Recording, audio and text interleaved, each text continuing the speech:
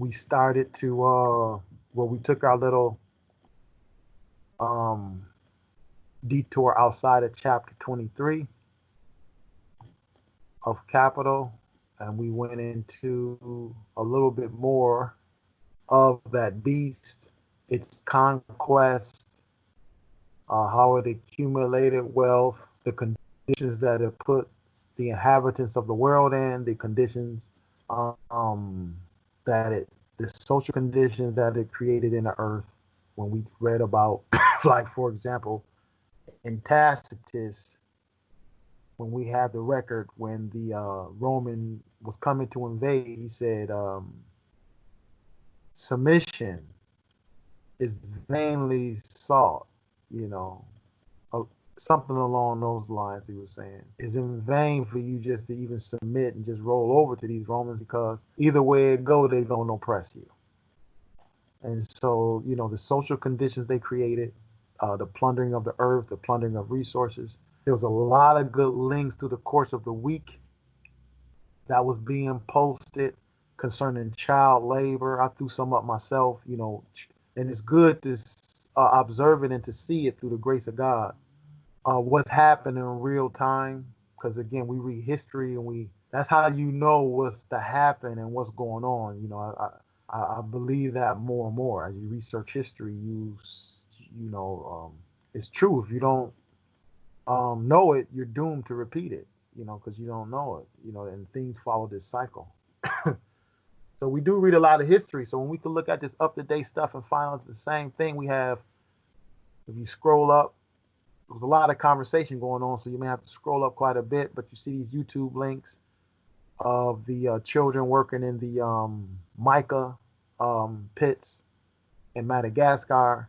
We have the Indians, East Indians. We have children digging in the coal mines in India, searching for gold in Africa, and the list goes on and on. And one guy I was informed about that when I first began to see these videos, you know, I got, you know, I was made aware of him journeyman pictures. So when you hit those links, most of those links will be journeyman pictures, and he have a lot of videos, 20-minute cuts of 30-minute cuts on what's happening in the second and third world pertaining to exploitation of labor, and especially child labor.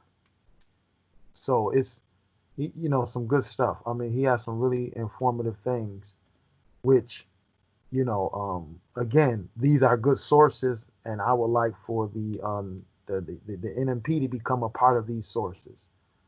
So, you know, we can take these sources, articulate different things, dealing with it biblically, because he just show you the raw footage. Okay, but we could get sources having the raw footage or having the news info, expounding on it, critiquing it according to the kingdom of God, as we show the adverse effects of capital. I think that would be good to help in the movement and spread the gospel. I received an excellent article from Mother Jennifer. Thank you for sending me that email. I haven't read through the whole thing yet, because even the little part I read was good, so I want to take my time and go through it and probably do some plagiarizing off of that article to share more information on that money heist that was going on, that has happened and probably will happen at least once more, pertaining to the context of the stimulus packages. Um, so, you know, it's a lot of good stuff out there. Check those videos out. I posted some videos on Thomas Sankara, uh, Kwame Nkrumah. I posted those videos up there so people could see real time how revolution looks, and we can probably also get an idea of the people around the world, because everybody around the world not like America, you know.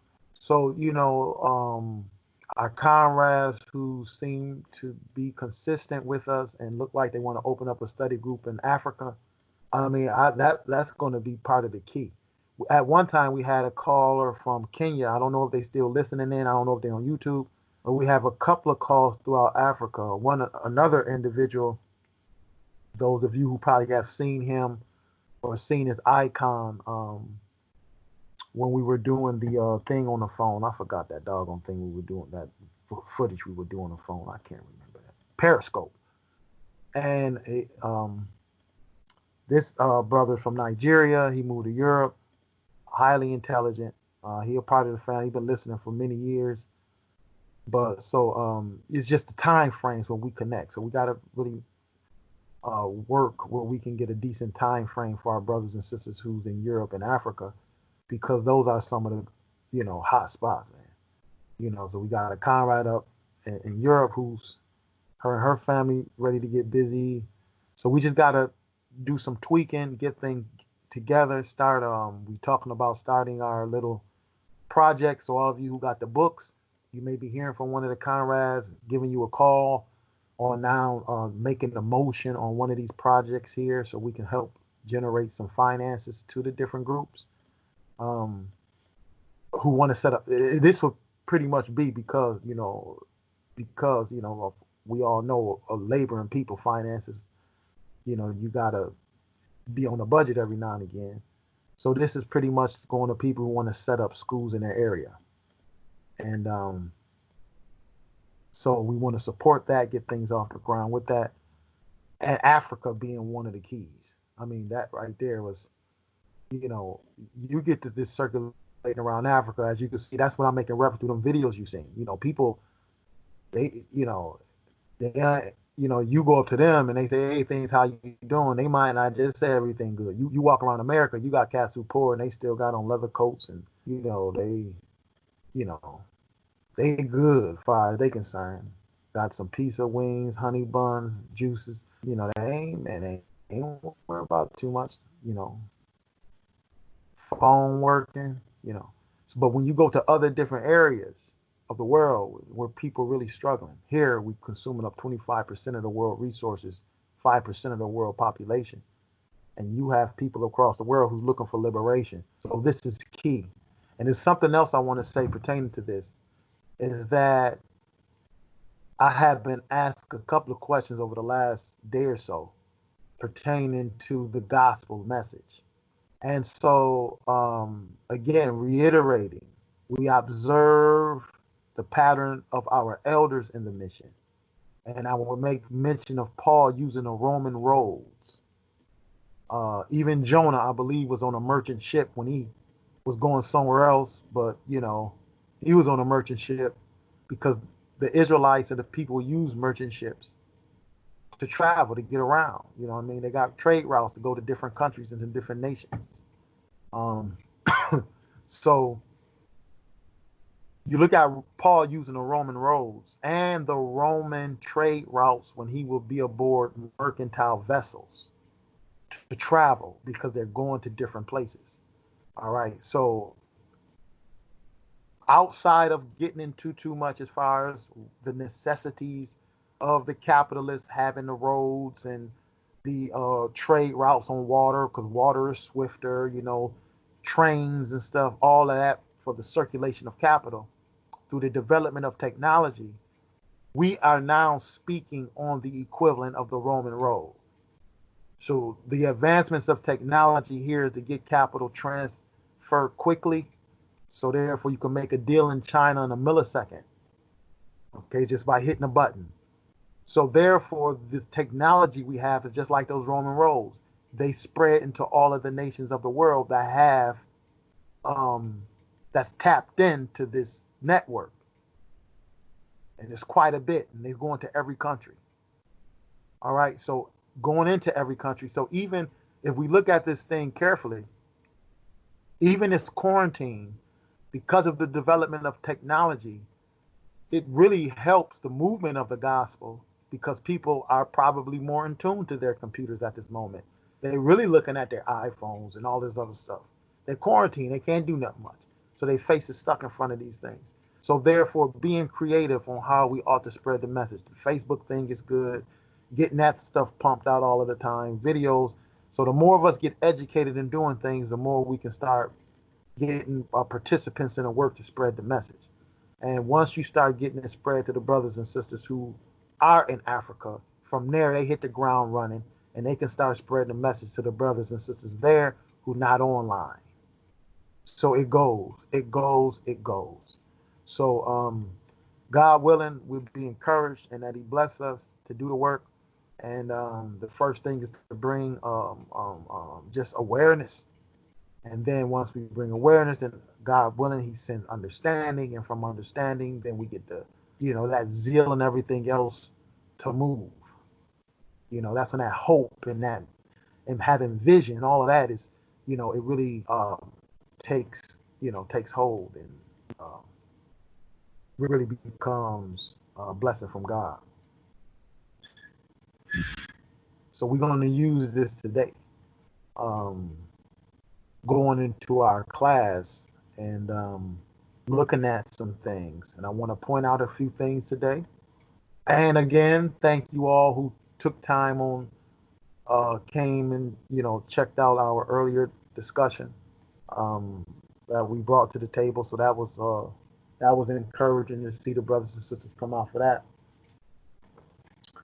So with that being said, we will be going into page 716 in the Penguins edition. And if you have any other edition, again, this is chapter 23, volume 1 of Capital. And we will be starting at the paragraph that reads, a division between the product of labor and labor itself. A division between the product of labor and labor itself. Okay? And that should be the next paragraph after the paragraph that begins, therefore, entirely leaving aside all accumulation, the mere continuity of the production process. So if you could see these along these paragraphs, from that, therefore, entirely leaving, entirely leaving aside all accumulation, the mere continuity of the production process. If you see that paragraph, your next paragraph should be a division between the product of labor and labor itself. And that's where we will be beginning today. All right. So again, to recap, even for myself, we seen that the capitalist comes to the table with stolen goods from conquest, from slavery, from plunder, from pillaging. So even when he comes to the market, being the money aristocracy who have this wealth or this resource to use to make a product, we are learning that it wasn't done according to righteousness. So that is translated as, in our terms, that is criminal. It's injustice. So the very foundations Karl Marx is bringing to the table, and this is what the Bible, I argue, is teaching us, the very foundations of civilization. See, our focus is the Western civilization. That's why I specify the Western civilization. But civilization itself, Eastern civilization under the Babylonians and Egyptians,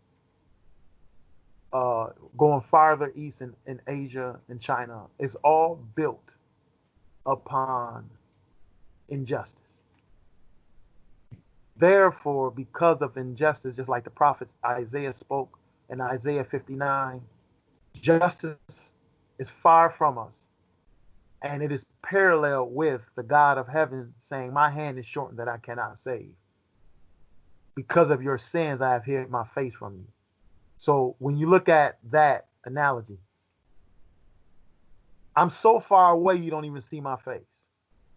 And my face is hidden because of your sins. But yet I'm so far away, even though I am at a great distance where you can't see me, my hand isn't shortened that I can't save. So both of these are implying a distance, God have distanced himself from man. But he said, my hand not shortened, it's you. But when you look at Isaiah, the distancing of the God of heaven was in parallel with the distancing of justice. So in the same passage, chapter, he says, justice is far from us. Because it's one and they're interchangeable, you know. So it's important to understand that. So when you bring justice close, then God's face will be shown. If justice is far from us, so far away, God's face is hidden. So we see that the society today, the culture, the society today is built upon injustice. So the realization of heaven, we don't observe. But heaven is not so far away. You know, Moses even talked about it the same way. He said, listen, it's right by you. It's in the word. And what he mean by that is you don't have to go way off the space and way down into the deep. The word is right by you. The knowledge and the instructions and the righteousness of God is right by you to apply it. And then you would bring heaven into the earth. So, like I posted in the last link, and I'm bringing this out so people just think on it, and hopefully it's helpful. When we're talking about repentance, you know, then, you know, true repentance destroys this civilization. And that's what we need to understand. Now, the dialectical method and understanding it, even, you know, to really understand it, that's how we look into the real world now. You know, now it's time, should I say, now it's time to look into the real world and see what's been going on. So far we've been seeing in the real world plunder. And that the rich man who's coming to the table, it was through plunder. Okay, exploitation. All right. And so he have come to the table or to the marketplace. He have acquired wealth, resources, and now he's looking for labor. Now he have some labor power when he acquired slaves. But a further study in economics, you will realize that it depends on the society, but eventually that society will outgrow the slave, where the slave will become more of a liability. And that the free worker, the free man, will be a better investment. It's more economical. He's cheaper, the free man. And this is the definition of freedom in a capitalist world. So we are free. But, you know, the devil's freedom is different from God's freedom. We're free. We're stripped of everything. We are free of everything. We have no obligations to nothing. No land, no resource, no nothing. We're just free. And that's how Karl Marx described how the capitalists look at us, okay? So through this plunder, we're going to look at this. Keeping in mind they have built this upon blood, and they have built it upon injustice, and God's hand is far away. And so therefore we begin to learn to bring heaven. Justice have to arrive, and therefore part of this attempt of this class is to show the antithesis of justice. So once we see the corruptness or the crookedness, then we can look on the other side and begin to meditate and envision and learn, and God begin to build in our minds the how it looks, how true justice looks, how the alternative world looks. Through the grace of God, our vision will become clear and see it clearly. All right. So notice page 716, a division between the product of labor and labor itself. A division between the product of labor and labor itself. Between the objective conditions of labor and subjective labor power. So there's a division between the production of labor and labor itself. There's a difference. What we produce, what we make, the means of production is distinct from us. It's distinct from our labor power. So there is a division between the product of labor, that product which is made in a production process. So even what we make and the products used and the finished product, meaning the product used, the tools, the equipment, you understand? Everything he got by plunder. The rich man, everything he got by plunder. So Karl Marx says there's a difference. And there's a difference between the objective conditions of labor and the subjective conditions or the subjective labor power. Was there for the, let me start from the beginning so I can read right into it. A division between the product of labor and labor itself, between the objective conditions of labor and subjective labor power, was therefore the real foundation and the starting point of the process of capitalist production. The real foundation and the starting point of the capitalist process of production, or the point of the process of capitalist production, excuse me. So we have the capitalist production process. Now, his businesses that he's running in his empires and in his societies. He went out and plundered. He got resources. Now, inside of his businesses, he want to hire free men to become wage laborers. All right. So we have the objective conditions, the environment, the equipment, the means of production, the tools, and we have the subjective labor power. That is the energy, the life force within us to perform labor. And the life force and the energy, I should say, reword that, to perform labor. All right, this is the foundation. Now, that's a key. Now, if we're looking at the foundations, then we are learning here, if Karl Marx's assessment is true, that the subjective labor power or labor itself is a part of the foundation of the capitalist mode of production. So when I say all we got to do is stop, of course, it's easier said than done. But when we start to analyzing it, that's true.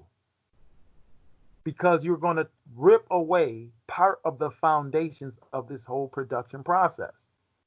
The most valuable part of this production process, which is labor power. And we're going to get into that in the coming weeks. And we're going to compare this and start to see and probably get a visual on what happened with Pharaoh and Egypt. I mean, once we start to see it real time, we can understand the politics involved. Got somebody who just joined in. Let you know, my brother, you have your camera on. If you don't know, and for us, mute your mic so we won't get any feedback. I think that's 270 Israelite. So your camera is on. If you're on a phone, okay, you got it. Some people don't know. If they're on the phone, you gotta touch the screen. But so this is important. Keep that note with us. We're gonna get, like I said, we're gonna get into it later, and then understanding Moses and Pharaoh and a whole lot of this stuff probably take a new meaning with us. So he continues, but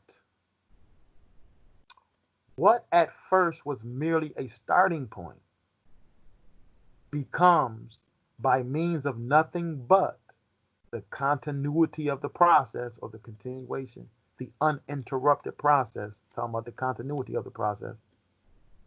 This, at this starting point, what was merely a starting point becomes the means of nothing but the continuity of the process by simple reproduction. The characteristic result of capitalist production. The characteristic result of capitalist production as a result, which is constantly renewed and perpetuated.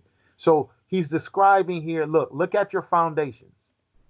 We have objective, the conditions of labor, means of production, the environment, whatever it is, that's need. These are the objective conditions. Whatever exists in an environment that's needed to produce. Then we have the subjective labor. This is the labor power. These are the people. They are the foundation. And what's important is their starting point, meaning when they first come together to produce, it must go in uninterrupted. That's what he's talking about, this continuity of the process. It's important that it goes uninterrupted. Well, what do you mean interrupted? They can't afford a strike. They can't afford for something to interrupt the process. So even what we're seeing today, while they're trying to get people to, they're trying to open back up the cities, for example, you know, or it appeared that they had shut everything down, but not for the large capitalists. See, I don't, again, I don't think that they shut the mines down in Madagascar and Africa and India. I don't think that they shut those mines down. I don't think that they stopped for whatever reasons chopping down the timber in the rainforest in South America over these last 2 weeks. They still got a quota to meet. They probably slowed down that section of commodities that's coming in on containers to be sold by small-time capitalists, which is going to suffer greatly. But the large capitalists, in fact, they have just made profit. And that's what I was talking about, that money heist. So when we're saying a large capitalist, we're talking about Boeing, okay? We're talking about ExxonMobil. They're still digging, okay? But you see what's happening. So the $1 trillion, like we've been saying over and over again, the $2.2 trillion, these stimulus package, they're used to bail out the capitalists, because if the people aren't working, and the purpose of the people working is to continue the process for the valorization of investments or the turn of profits, to keep that cycle going. And that cycle is when you look on that handout you receive. Money, commodities, which are labor power, MP, and means of production. Labor power, LP, means of production, MP. They come together into the production process. You know, that cycle must continue. And if you understand that it can't go uninterrupted. Why? Because capital must be valorized, or it must make a profit. And it did the capitalists did make a profit. They didn't necessarily go through that entire process per se renewed. Well, you say, what do you mean, Brother Judah? They took tax money. So tax money is the old part of the process. Marx will call that dead labor. Labor already done. Labor already done and profits already made in the form of taxes. So that's where they got the taxes from, our labor. And that original cycle of commodity to money valorized. So it's the same thing. They're receiving the same thing. Okay, so let us, for that temporary breakdown or that temporary shutdown. But they must come back into that process, because that process is always a danger when that process is interrupted. Okay? It's a danger when that process is interrupted. So opening up the cities again, opening up business again, is to bring forth that process and to reinstitute the continuity of the process, or to take away any interruptions in it. Okay, so I hope you all follow me with that. Because that is, what do you say? This is the characteristic of the capitalist production process, okay? And it must be constantly renewed and perpetuated, constantly. In other words, they got to keep making a profit. It's important to realize that, so we can understand the strength of the capitalist, the weakness, I should say, of the capitalist. So we want to get up guns and arms and fight the capitalists, that way. No, it's counterproductive. It actually works in their behalf. Okay, they justify putting down the revolt, and then they're going to get paid in rebuilding.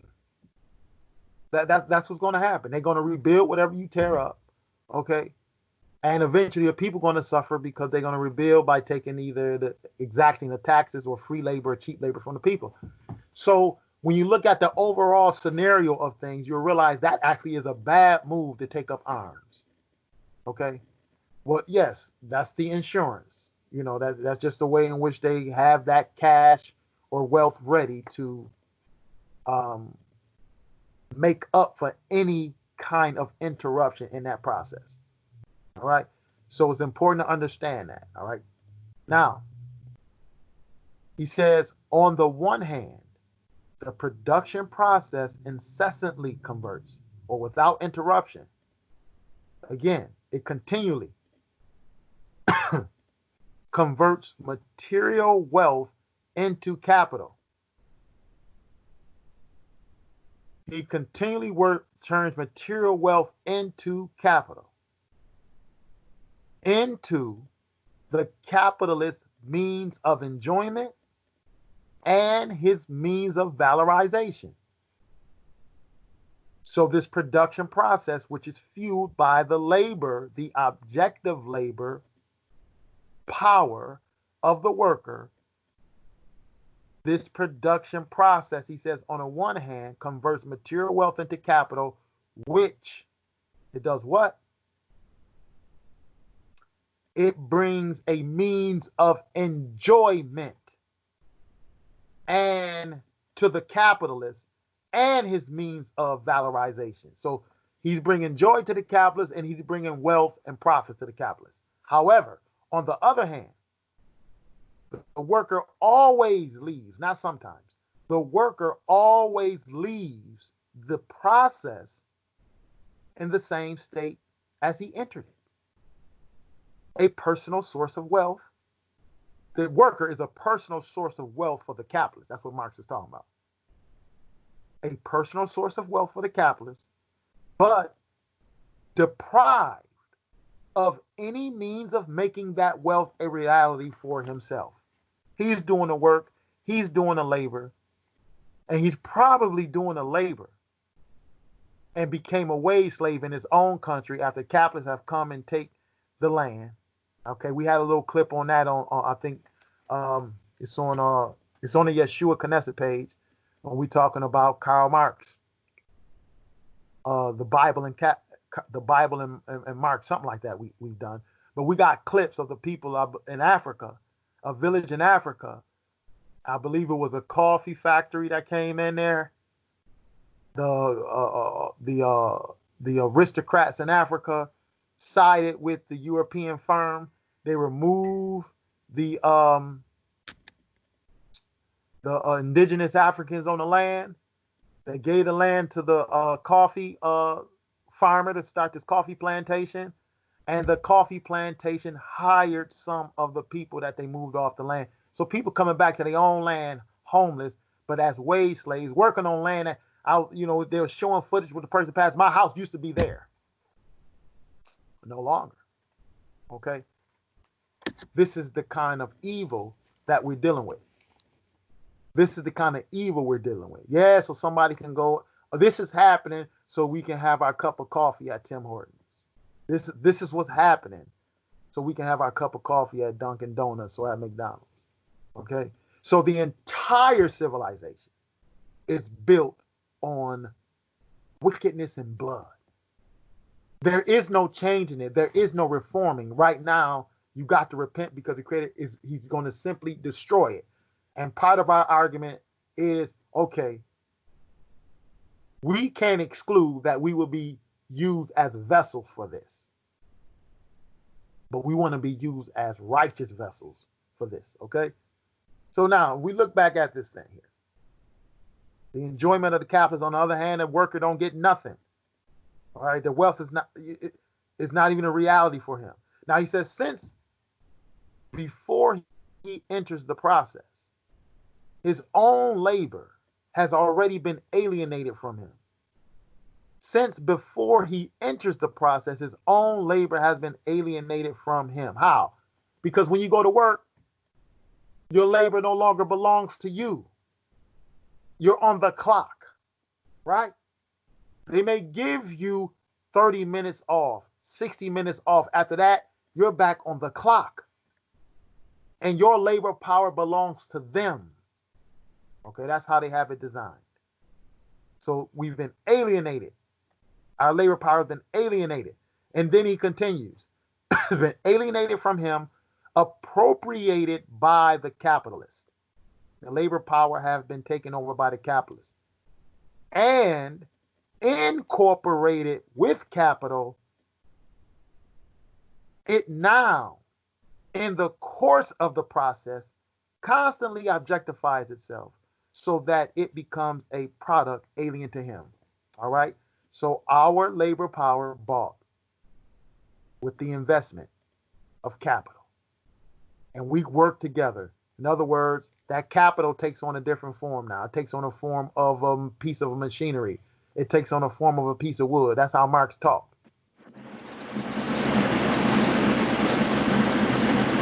Amen. To mute your mic. Thank you. It takes on that form, and therefore, once that capital takes on that form, we incorporate our labor power with this capital, and therefore, through this process, we create a product that is alien to us. So he said, through the course of the process, it constantly objectifies itself, capital, because we're making products. So the objectification of capital is coming out in different products. It now, in the course of the process, constantly objectifies itself so that it becomes a product alien to him, meaning a worker. Since the process of production is also the process of consumption by labor power, by the capitalist, the capitalist consumes labor power.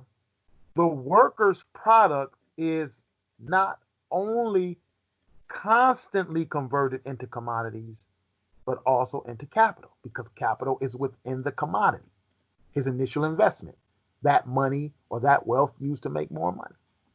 It's in the finished product, and it'll be realized once you buy it, you're going to get that investment back and reinvest it. So that's how I talk about how capital continues to move into different objects, take on different forms. But nevertheless, he's explaining the process of production is also the process of consumption of labor power by the capitalist. The capitalist consumes us. That's what we read in that Psalms, when he talked about in the Psalms 10 about the workers of iniquity. Have the workers of iniquity no knowledge? So when we start to see that common argument of the wicked or the worker of iniquity, Karl Marx seems to be arguing the same thing as the scripture. The scripture will support him when when the psalmists begin to talk about have the workers of iniquity no knowledge that eat up his people like they eat bread, if you recall that Psalms. Okay, and eat up the people is the point that I'm bringing to the table. All right. So this is what Marx is explaining. The people are consumed. They're being consumed in this labor process. All right. So again, I want people to understand it. Write your questions down if you have any questions or things isn't clear. Okay. So now we're going to move forward. So we see the consumption of labor power. And I don't know, I think I can't recall what Psalms that was. Was it Psalms 12 maybe? Or 8? I can't recall what Psalms that was that psalmist said. I know we read it earlier in a couple of previous classes. And now, since I got on my mind, I am interested. But God willing, I'll probably have to go back to it. Okay. But anyhow,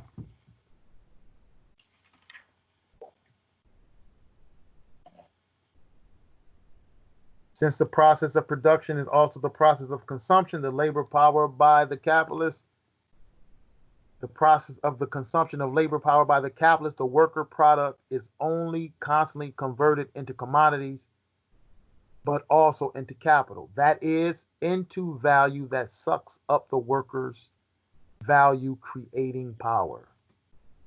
Into value that sucks up the worker's value creating power. And what is the worker's value creating power? His labor power. Sucks up his labor power. It sucks up means of subsistence that actually purchase human beings and means of production that employ the people who are doing the producing. So this is what he's explaining about capital.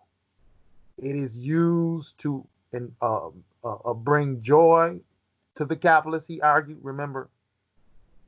And then it is used to pay the worker, and this is found in the means of subsistence. All right, so whenever we're looking at the means of subsistence, this is the payment to the worker. Means of production, of course, tools and equipment and machinery. And this also is the necessities of this production process. His means of production, the payment of the workers. Okay. All right. That employ the people who are doing the producing. Therefore, the worker himself constantly produces objective wealth.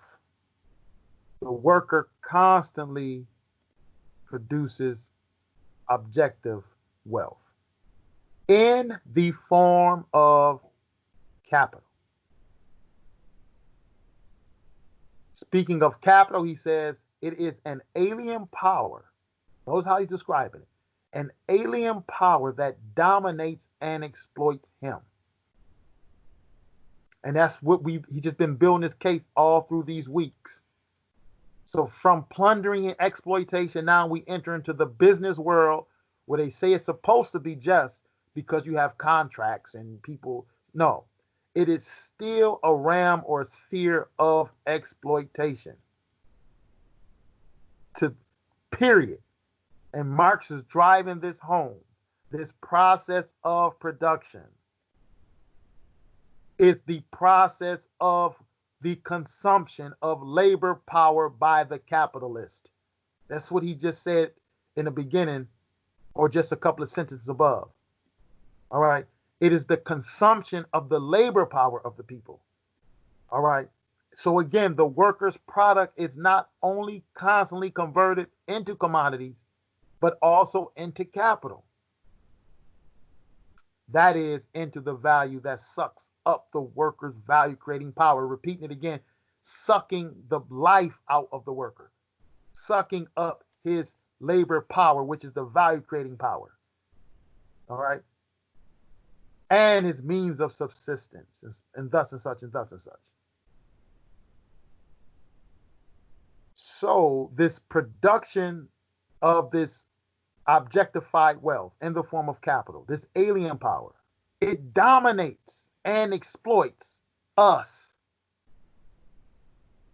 So when we're looking at this language, it dominates. So when we're looking at the capitalist is the personification of this force of capital or mammon. It dominates us. The things people will do. I mean, we've seen it. And once we realize it's this hurdle we got to go over. I mean, they have a bunch of talks on it. They have a bunch of movies on it where, what people would do for money. But they don't have an alternative. But when you look at it in its entirety, in the reality of the world, how in the heck did money become this barrier? No, the people are not necessarily doing this for money. They're doing this to get the money to trade, to get what they need to feed their babies. That's how. So once you remove this barrier that hinders people from going right to the source of their necessities, then you have freedom. And how did this barrier start?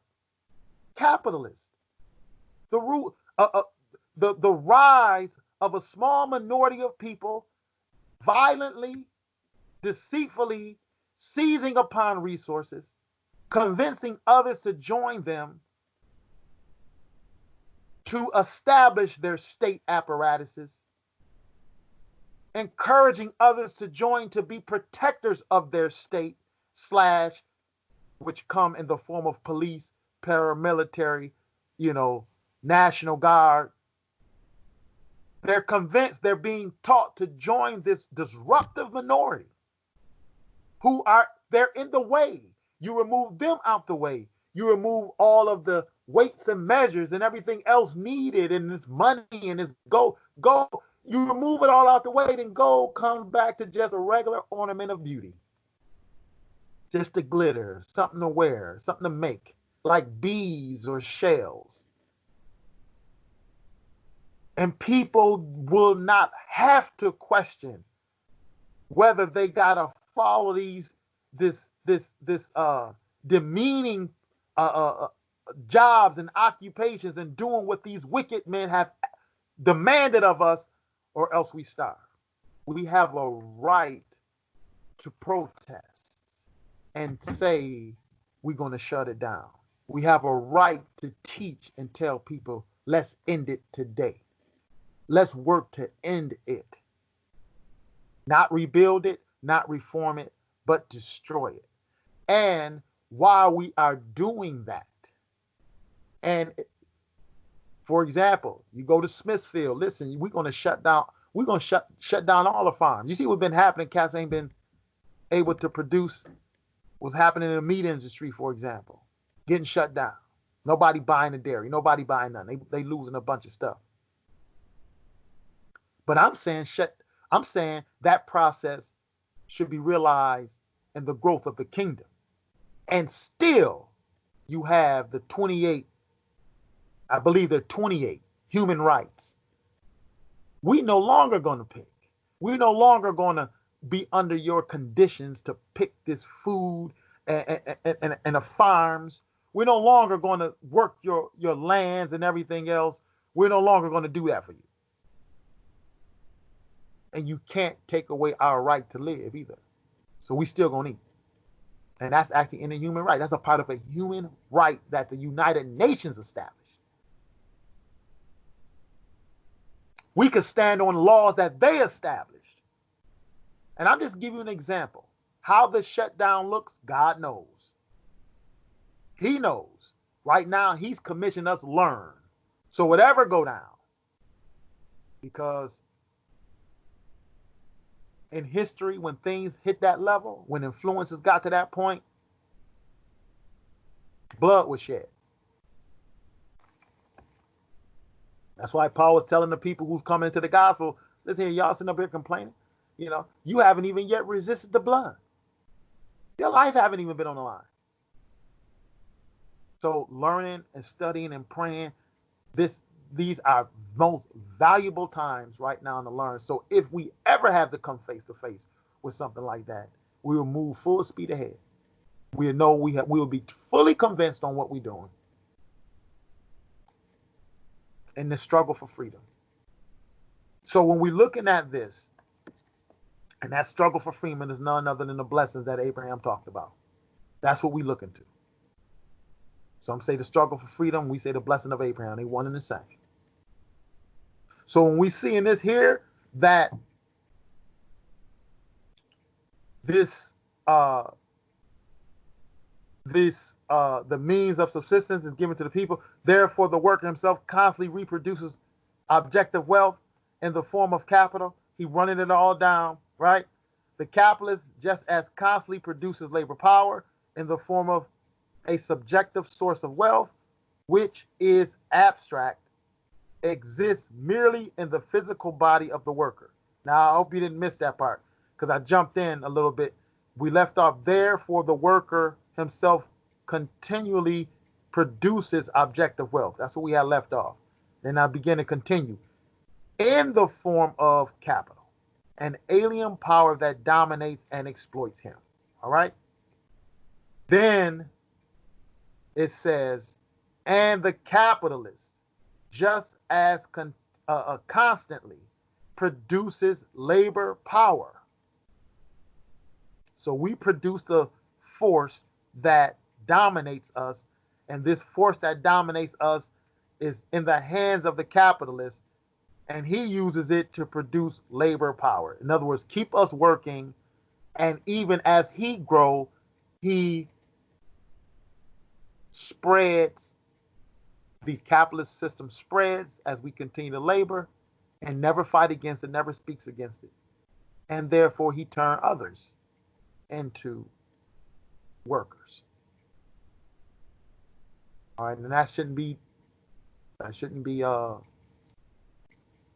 foreign to us, right? That's where you're going all over Thailand, Asia, producing labor, looking for labor power. Now, in the form of subjective, let me start here. And the capitalist just as constantly produces labor power in the form of a subjective source of wealth, which is abstract. That subjective source of wealth, which is abstract, is our labor power. That's the abstract form. It's just our labor, is our vitality. This is what he's used. This is what he put in subjection for a source of his wealth. It exists merely in the physical body of the worker. See, it's our labor power. It's our life, our vitality. And he tried to suck it away. And is separated from its own means of objectification and realization. We are separated from our own means of objectification and realization. In short, the capitalist produces the worker as a wage laborer. This incessant reproduction, this perpetuation of the worker, is the absolutely necessary condition for the capitalist production. Think about it.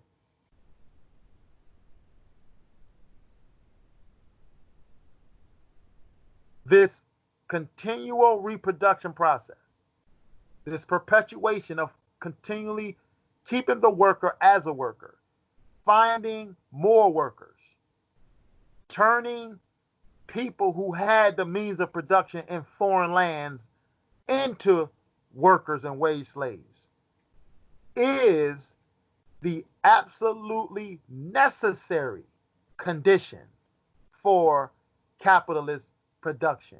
It is the necessary condition. That means what? If it doesn't have that, then capital production stops. Right? It ends. If it doesn't have that. Now, I want to venture back into Job, the 24th chapter. Let's read a couple of more, and I think I want to go into about 3 more scriptures after this. But again, reiterate. I want you to turn to Job, but I'm going to reiterate this. Job chapter 24. Going back up in the middle of the paragraph of this last paragraph we just read on page 716. Again, therefore the worker himself constantly produces objective wealth in the form of capital, alien power that dominates and exploits him. I'm putting it back in our minds. And the capitalist just as constantly produces labor power. So they almost working simultaneously. The capitalist constantly produces labor power in the form of a subjective source. He produces labor power in the form of a subjective source of wealth, which is abstract, exists merely in the physical body of the human worker. So the capitalist has basically harnessed our labor power, and in doing this, again, he has subjected us to exploitation. and is separated from its own means of objectification and realization. The worker is separated. He's totally alien of the products he makes. It don't belong to him. He's alienated from his own labor power. It don't belong to him. The capitalists have seized it. All right. That's why he's saying an alien power that dominates and exploits him. Capital. And in short, he says, in short, the capitalist produces the worker as a wage laborer. Now in Job 24, we have read this in different lessons and different teachings, and again going over it, repetition. I believe is helpful. So look at the process again, and it's a similar process to the plundering.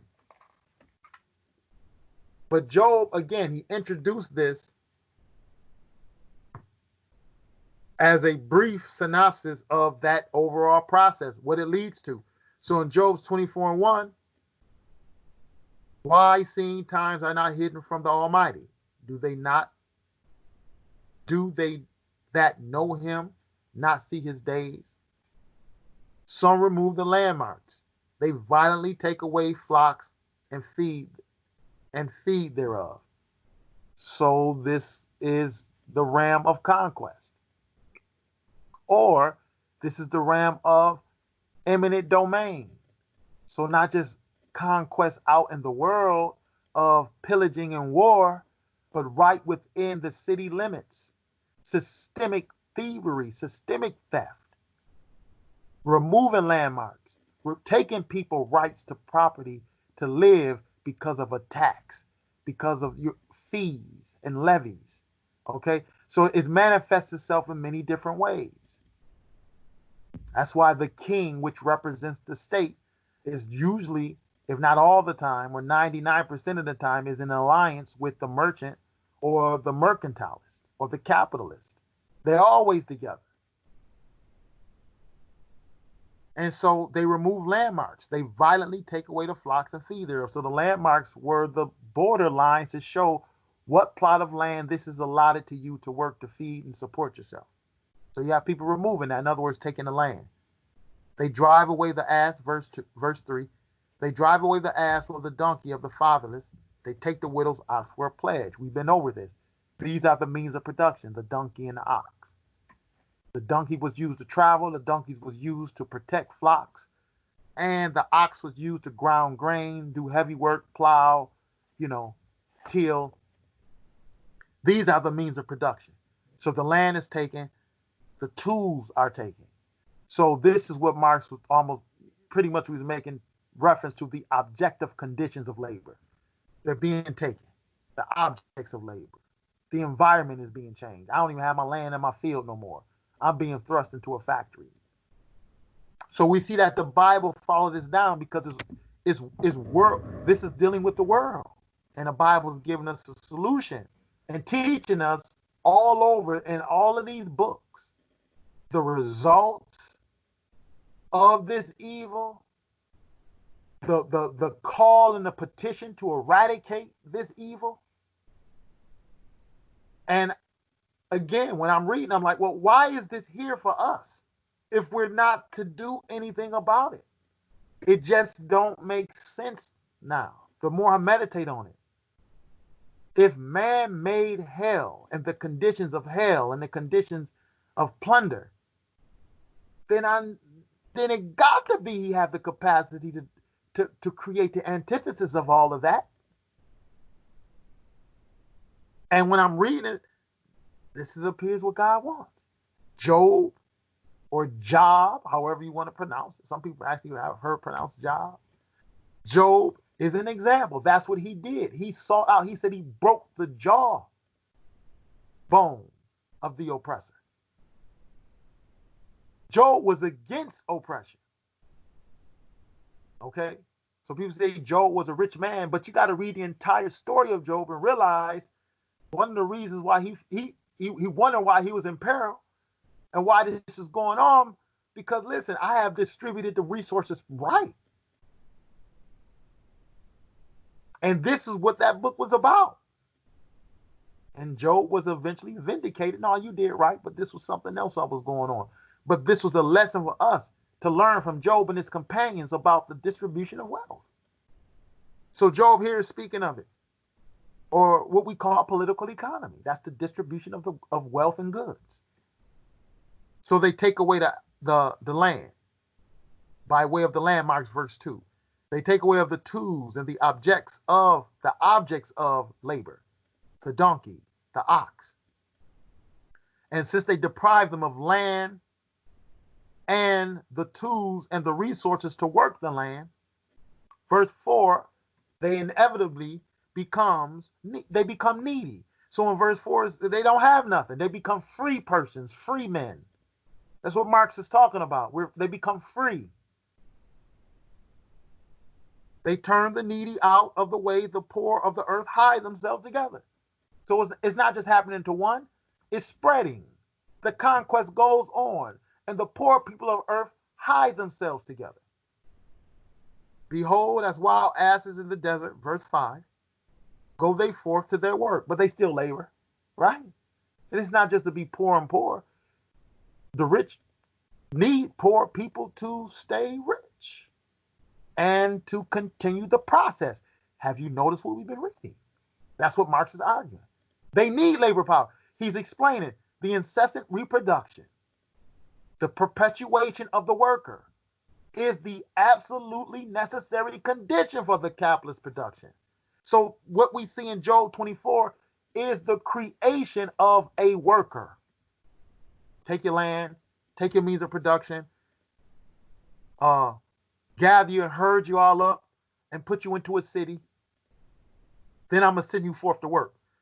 Behold, again, verse 5, as the wild asses in their desert go they forth to their work, rising betimes for a prey. The wilderness yieldeth food for them and for their children. They keep everyone his corn in the field. Excuse me. They reap. I'm sorry. That's important. I can't mess that one up. They reap everyone his corn in the field. And they gather the vintage of the wicked. So now we're learning who they're laboring for. They don't have no land no more to grow corn on. They don't have no land no more to have sheaves of wheat and sheaves of barley. Okay? They don't have that. Sheaves of grapes and figs. Now their labor in the fields are for the rich, the one who took the land and the resources. Okay? That's what this is, this transformation process. So notice verse 6 is starting to reveal they reap the vintage of the wicked.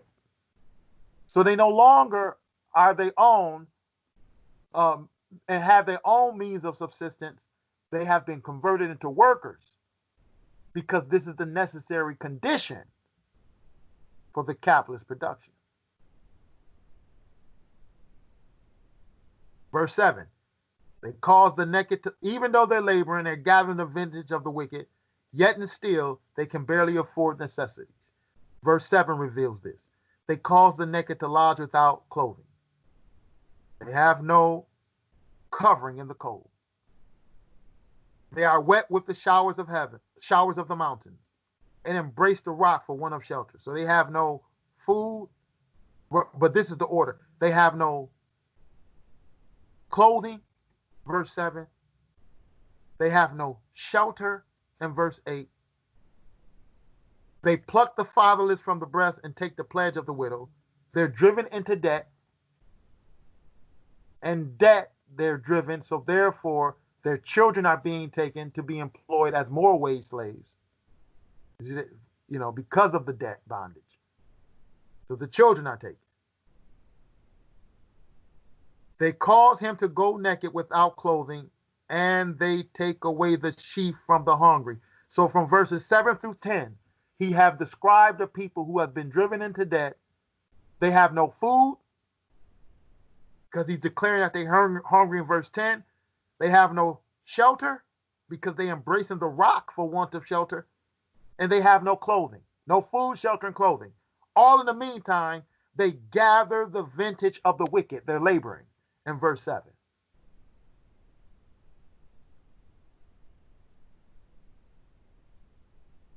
Verse 11, which make oil within the walls or their walls, and tread their winepress and suffer thirst. They're working, they're laboring, but they're receiving none of the benefits. And that's what we're going to read before we close out in Karl Marx, that what is happening, even we read it already, going back up to the paragraph, but what at first was merely a starting point becomes a means of nothing but the continuity of this process. All right. And he describes this. He says, on the one hand, the worker always leaves the process in the same state as he entered it, a personal source of wealth, but deprived of any means of making that wealth a reality for himself. That's what Marx is arguing. This is none other than what the Bible is saying. None other than what the Bible is saying. Okay? And he have created enjoyment for the capitalist. But for himself, what have he created? Nothing. Nothing. And everything we have in these modern countries is built off of this great evil.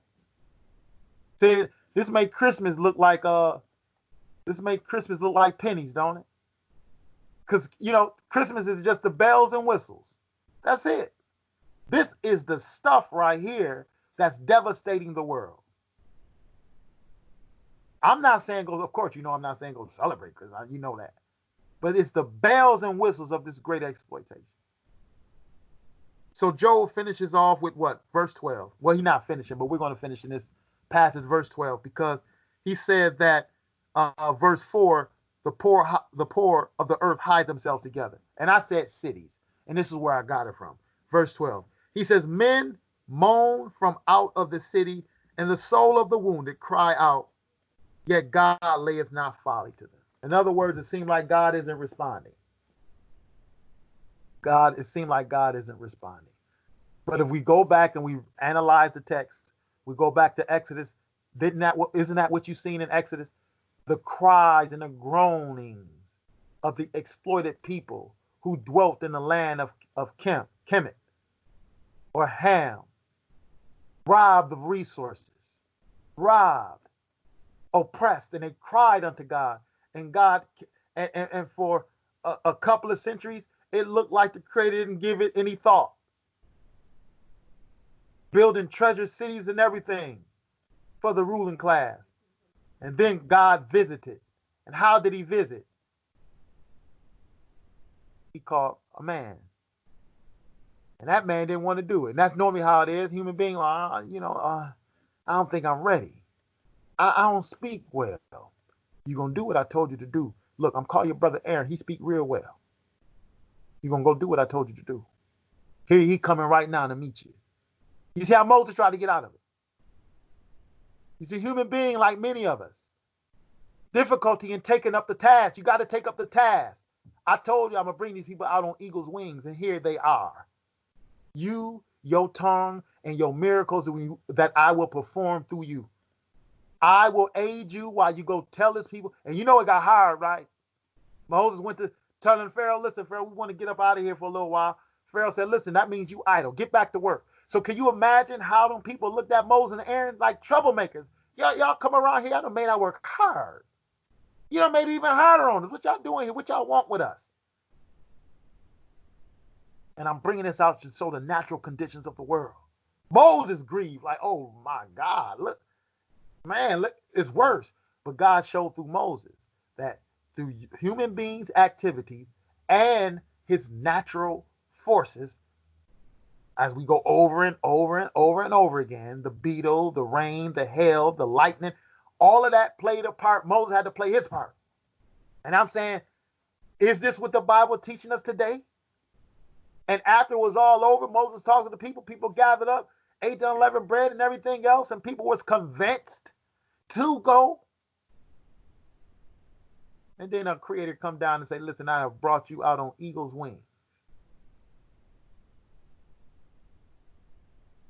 And those eagle's wings, if you apply dialectical materialism, looking at the material world and the historical aspect of that material world and the processes that took place in that material world, those eagle's wings of God consisted of the labor of human beings, Moses, Aaron, and the rest of the elders, gathering the others and convincing the others to move. They were a part of the eagle's wings. The east wind was a part of the eagle's wings that divided the Red Sea. The thunder, the lightning, the hail was a part of the eagle's wings. The caterpillar was a part of the eagle's wings. The frogs. You see where we're going with this? We cannot underestimate God, and it will be a danger for us to hinder his work because he's calling us. We are supposed to be his vessels, and we must yield to his call like everything else do. And we will receive great benefits from it. But he's merciful because he knows we haven't been taught the right way. And if I'm not presenting that to say, well, you know, I got the truth and all that. That's not even the kind of conversation I'm trying to have here with you, family, with the comrades. Okay? Because I'm a human being, I can make a mistake. And presenting the evidence as it is. This is what I'm convinced of, and this is what I'm sharing. So this is the context I'm talking. And I'm saying, I haven't been taught this growing up as a youth. Early days of the Hebrew Israelite communities, I haven't been taught this. My earlier days was just in Sabbatarian community, where learn about the feast days, stuff like that. I didn't know a Hebrew Israelite communities. My experience as a Hebrew Israelite and all that other stuff, that was outside of Hebrew Israelite communities. So the power and how God operates, I suppose that process that I went through helped me, well, through the grace of God, it helped me to not get too hemmed up in the Hebrew Israelite groups because of my beginnings. You know, ain't no cat come around and tell you Israel. No, brother, you didn't have that beginning of Israel. Mine was different, of this understanding of Israel in my life and the conviction that I had. It was a different route. So my first experiences was actually after that came first. And then I began to understand, or the Most High began to give me information and send me through a course on his basic moral laws and Sabbaths and let me know, oh, that's still good, son. And then later on, I ran into groups because then I can identify, well, listen, this is what I believe. And I ran into some elders who was teaching along those lines. But in those early days, it wasn't this. Not among the Hebrew Israelite groups or the Sabbatarian groups. And that's the context I'm talking about. And I'm thinking that, look, when I begin to learn this, speaking for myself, I could probably speak for others, then so many of the other passages begin to be opened up. So many things that seem to be closed because, you know, in those of you in the so-called Hebrew Israelite community or any religion, you have your key scriptures you go to. You know, you got 66 books in the book of Isaiah. You probably only commonly go to about 10 of them. You know, if they talking about what you say is the Messiah or you reading about the laws or something like that, you understand. You got 40 something books in the book of Ezekiel. You know what I'm saying? You got Nahum and all these other prophets. They just, I mean, for years they go overlooked because you just still have these common scriptures. So when the Most High have had mercy to share more information, to what I consider him having mercy to share and to teach and to give me the heart to search out more information and to learn more information, for him to teach me, this has just been a different world. And so reading what Job said, this connection here. This is the real world. So I'm going to begin to close going into page 717 of Capital, and you had went to Job, and this Job showed the that process that Marx talked about. That process of what's happening to the worker. So with Job in mind, as we continue to read, we're going to read 3 more texts, at least 2 more. We're going to follow up with, like I like to revisit that Revelation 18 to just always look back into the production process, what it produced, and the results. So every time we go back and look at it, say we go back and look at it now with more information. So page 717, it says the workers' consumption is of two kinds. All right, the workers' consumption is of two kinds. While producing, he consumes the means of production with his labor, right? He's consuming the goods that's used, using up the oil in the machine that he's working in. He's using up the timber and thus and such, all right? So he consumes the means of production with his labor and converts them into products with a higher value than that of the capital advanced. That's what we've been looking over through the week. So hopefully that's clear. Okay. So again, just to review it, repetition. Piece of timber. Worker get the tool from the capitalist. He gets the equipment to go cut the piece of timber down. Now the price of that timber and the price of the tool and the price of the worker, let's say was $100 altogether. Once the worker finished cutting down that timber and turning that timber into 2x4s, then the total price of the 2x4s that the worker make will be worth $150. $50 higher than the initial investment, or $50 higher than the cost of paying for the means of production and the worker. And how did that happen? You got to remember it happened because of the vitality and the life force in the worker. In other words, if the worker didn't put his hand to the work, then the tree would still be standing. Or let's say the tree was cut down. All right. And the worker didn't put his hand to any more work, there wouldn't be any more 2x4s. And whatever equipment that you got to use to change your wood into 2x4s, if the worker don't do anything to it, the wood gonna rot. It's gonna go through its natural process, go back to the earth, and the machine probably gonna rust out. And so therefore the profits would never be realized because labor was never put into it. We have to understand those mathematical fundamentals. This is facts in anything, in any occupation. And I haven't said it too much within the last few weeks, but I want to start to bring it in now. Simply, this is showing us our participation and the importance of labor power, showing how much they need us. This is showing that they need us more than we need them. Like the cartoon we looked at a couple of weeks ago in your handout. The capitalists don't provide for us. We provide for him. The power and the wealth is in our hands. That's why Marx said, look, the capitalists have supplied the proletariat with the necessary tools needed to dig the capitalist's own grave. So ideology is important.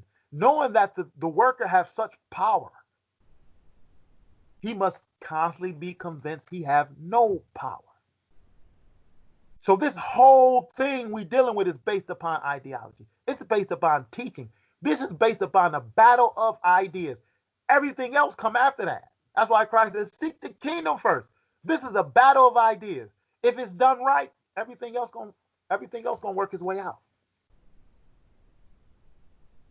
That movement of this peculiar creature called man, when he moves a certain direction and convince, hey, whatever he don't put his hand to goes under.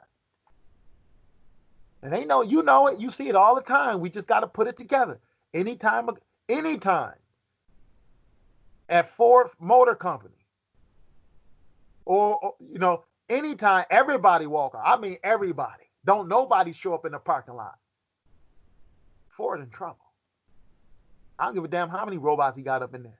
If he ain't got nobody to even push the button for the robot to work, he's in trouble. So when we start, we got to grasp and well understand our position. And this probably will help us in our faith. God said, I'm going to help you. I will aid you. I will go before you and I will be behind you. In other words, I'll be your shield, your covering. All right. So what we're looking at, we must learn and win the battle of ideas among enough people to participate in this movement. And right now, we got to let, from what I'm gathering, my argument is the people got to realize it is a movement now. There's no longer stagnation. Wait for God to do it. We are a part of his instruments to perform. In other words, we're like Moses. We are a part of the eagle's wings if we submissive. So again, back in capital. The worker's consumption is of two kinds while producing. He consumes the means of production, right, with his labor and converts them into products with a higher value.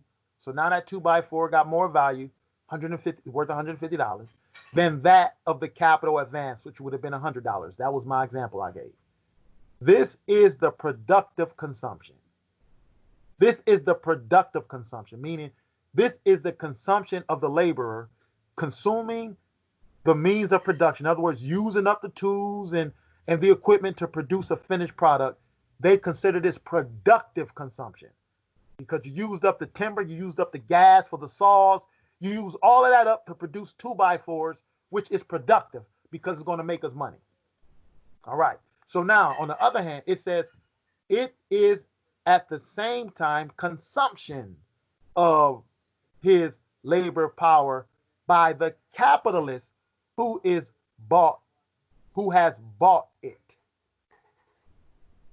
So we produce, in other words, we consume the means of production to produce, and it is the capitalist at the same time he consumes our labor power because he will be the one who will benefit and receive the fruits of our labor.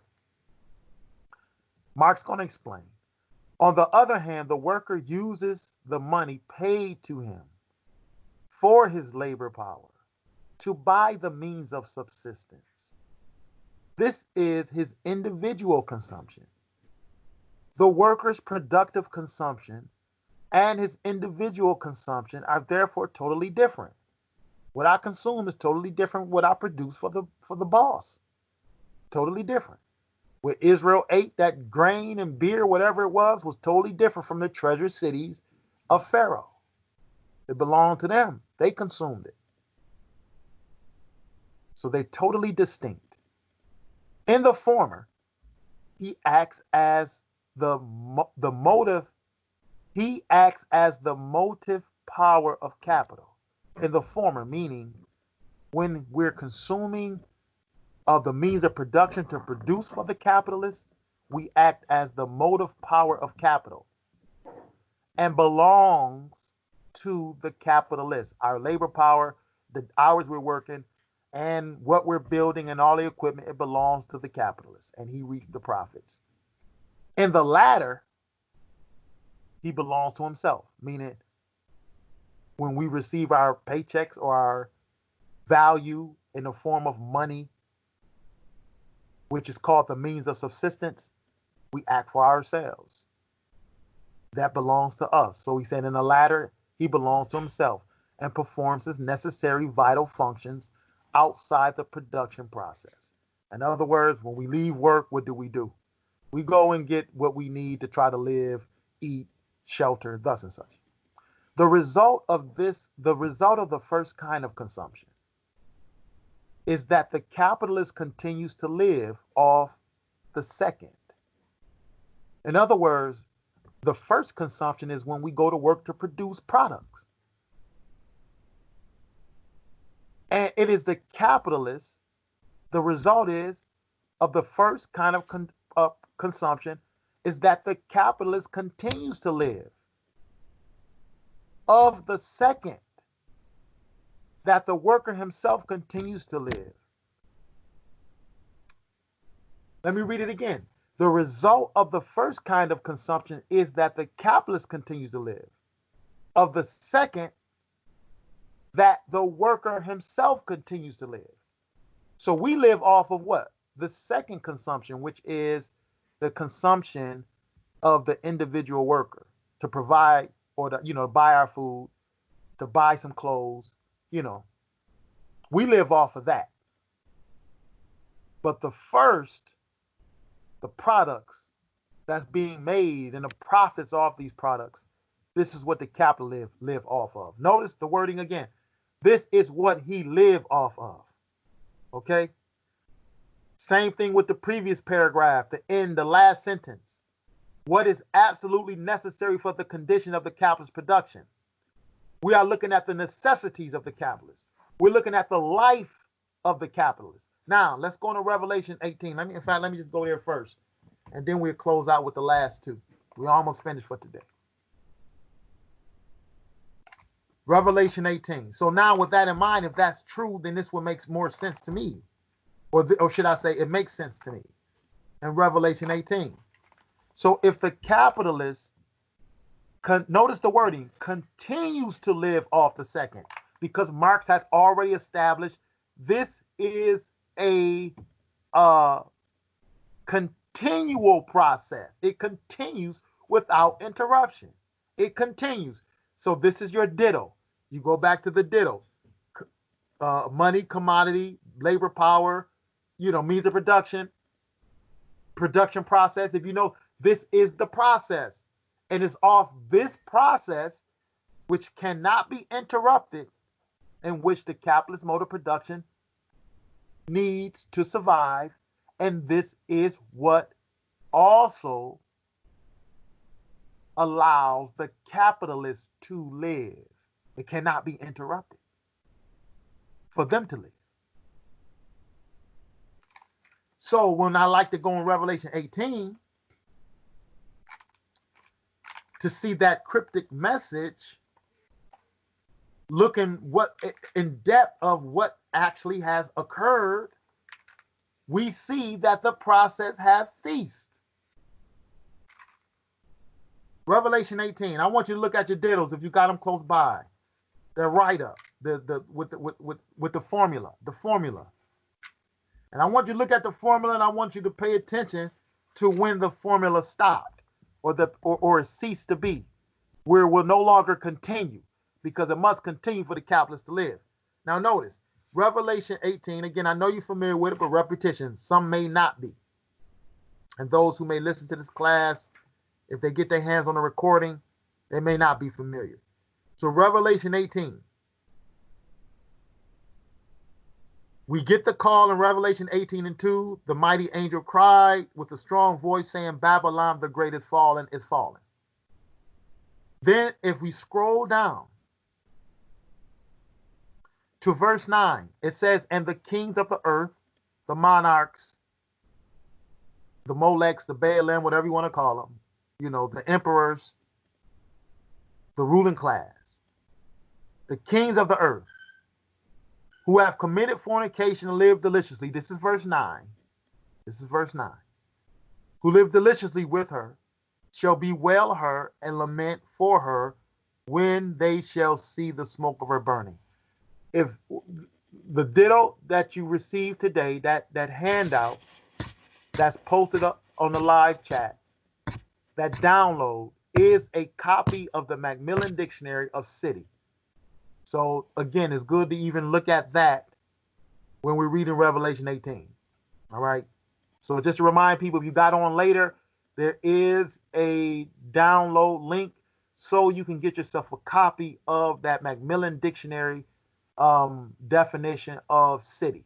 Okay, it's a copy of the page. Nevertheless, they bewailing her and lament for her when they shall see the smoke of her burning, standing afar off for fear of her torment, saying, alas, alas, that great city Babylon, that mighty city, in 1 hour thy judgment is come, meaning quickly. Notice this though. The merchants of the earth shall weep and mourn over her, for no man buyeth her merchandise anymore. Now the disconnect could happen in several places here, or at least two. So if you're looking at your ditto, that disconnect can happen right away at the commodities, MPLP. If labor power do not engage with the means of production, it stops. And when it stops that way, then guess what? No products will be made to be bought. But let's say products are made, and then it stops at between M with the apostrophe, but I think on the ditto I got D for delta. M delta signifying money with added value, and C delta, that finished commodity with added value. Right in between there is where Revelation is making reference to, and it also could be applied to right in between the labor power process. Both of those, any kind of an interruption will cause this result. No man buyeth the merchandise anymore. But commonly I associate it with the CM at the end of the formula. C delta, money delta, because verse 12 shows products in the market. So that production process did go through. It could have ended, but they do have some products, but no man buying it. And since no one is buying it, we're confirming this is absolute. The buying of it is absolutely necessary for the condition of capitalist production. Period. And this is how the capitalists live. So notice he said it's burning. Okay. And it appears James began to give us a little clue on the depth of that, on how far that can go. Go back to James. And notice how he applied this. James. I didn't have James here originally, but I want to read James. I want to point something else out in James chapter 5. James chapter 5. In James chapter 5, in verse 1, he's telling the rich man, you get out of here. Weep and howl. See, that's what we read in Revelation 18. The weeping of the rich man. For your misery shall come upon you. And James is beginning to bring another scenario. That is, your riches are corrupted and your garments are moth-eaten, or your merchandise have become useless and rusted. They become useless. Now, if you know it takes time for moth to eat up garments, and it takes time for riches, speaking of your wealth and your materials, whether it's your brass, your iron, whatever it is, it takes time for that to become rusted and corroded. So therefore, you can imply no man put their hand to labor if the raw materials are being rusted. And then you can also, either way, I won't say either one is right or wrong. And then you have the other one where, hey, you have this garment that's moth-eaten because it's just sitting on the shelves because no man buying it. Okay? And then he says, notice carefully, your gold and your silver is cankered, right? And the rust of them shall be a witness against you. Why? Because this will be a witness even of their collapse. The stagnation of the process will be a witness of them. What they have stood on, what they have been built upon. But he adds this.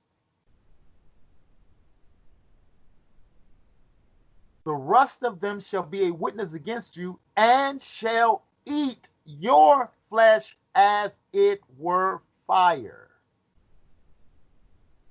Ye have heaped treasures together for the last days.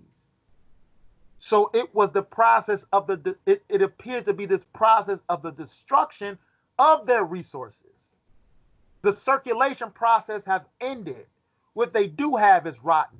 The clothes that they have is not being sold, is on the shelves, is being moth-eaten. No man is continuing the process, like he said in Revelation 18. No man buy the merchandise anymore. And James appears to be applying this. This is also figurative of the flame that is coming upon you. It shall burn you like fire. In other words, just as a person would be in pain, it shall pain you and it will devour you. This process will consume you. What process, Judah? The process of ending the capitalist mode of production. It shall destroy them, consume them right up. The entire city of Babylon ends. It's destroyed. And all of its merchandise become worthless. This signifies us too, because we the one who give it all value.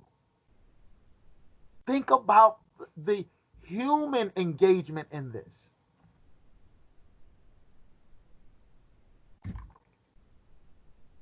So I want to finish off, and I want to back in capital.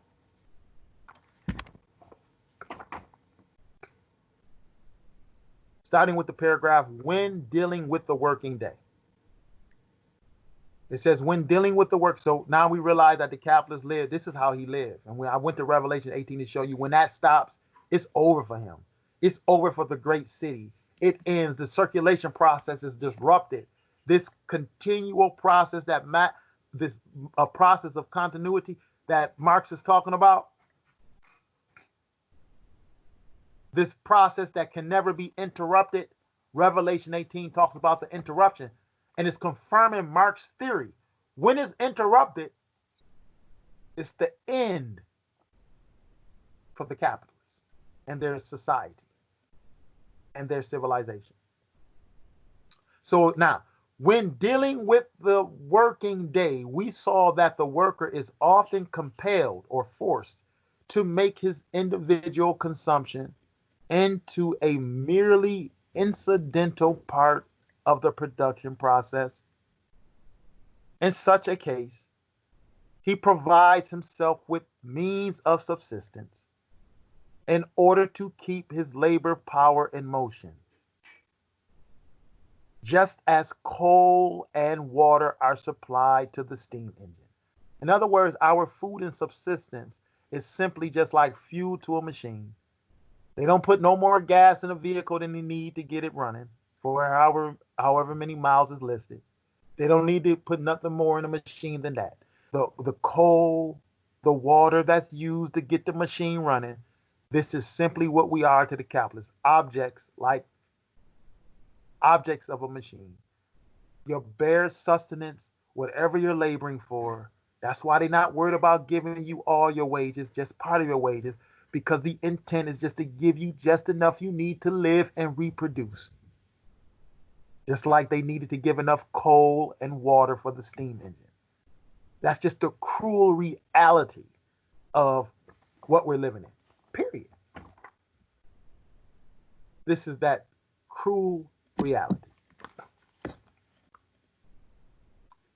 So as he said, just as coal and water are supplied to the steam engine and oil to the wheel, his means of consumption, speaking of the worker, his means of consumption are then merely the means of consumption of a means of production.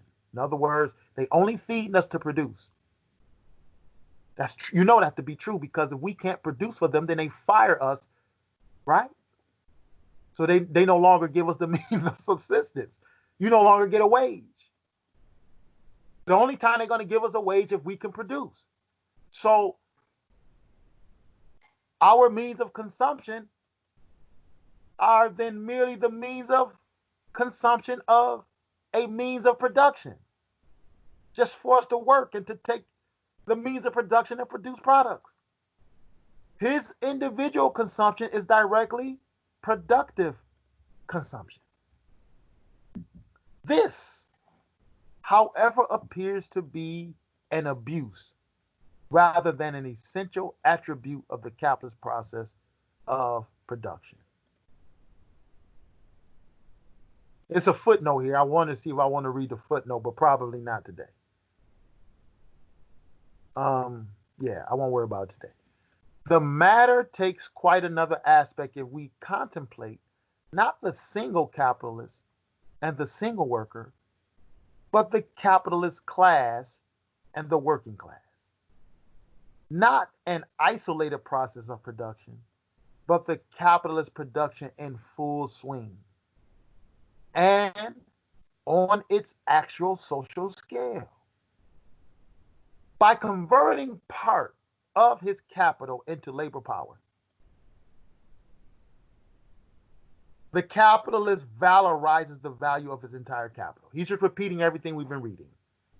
Converting part of his capital into labor power, meaning inside of his initial investment, he have a portion for the pool of the subsistence of the worker we call wages. That's a part of his capital investment, our pay. Okay? And the reason why he's doing this, the reason why he have this means of subsistence, like Adam Smith said, you cannot go below a certain means of subsistence or else the race of laborers cannot reproduce. And this will put the capitalist or the rich in a compromising position. And it's okay to put them in a compromising position as long as we not just voluntarily killing ourselves. Okay? We could put them in that same position by saying we're no longer working for you.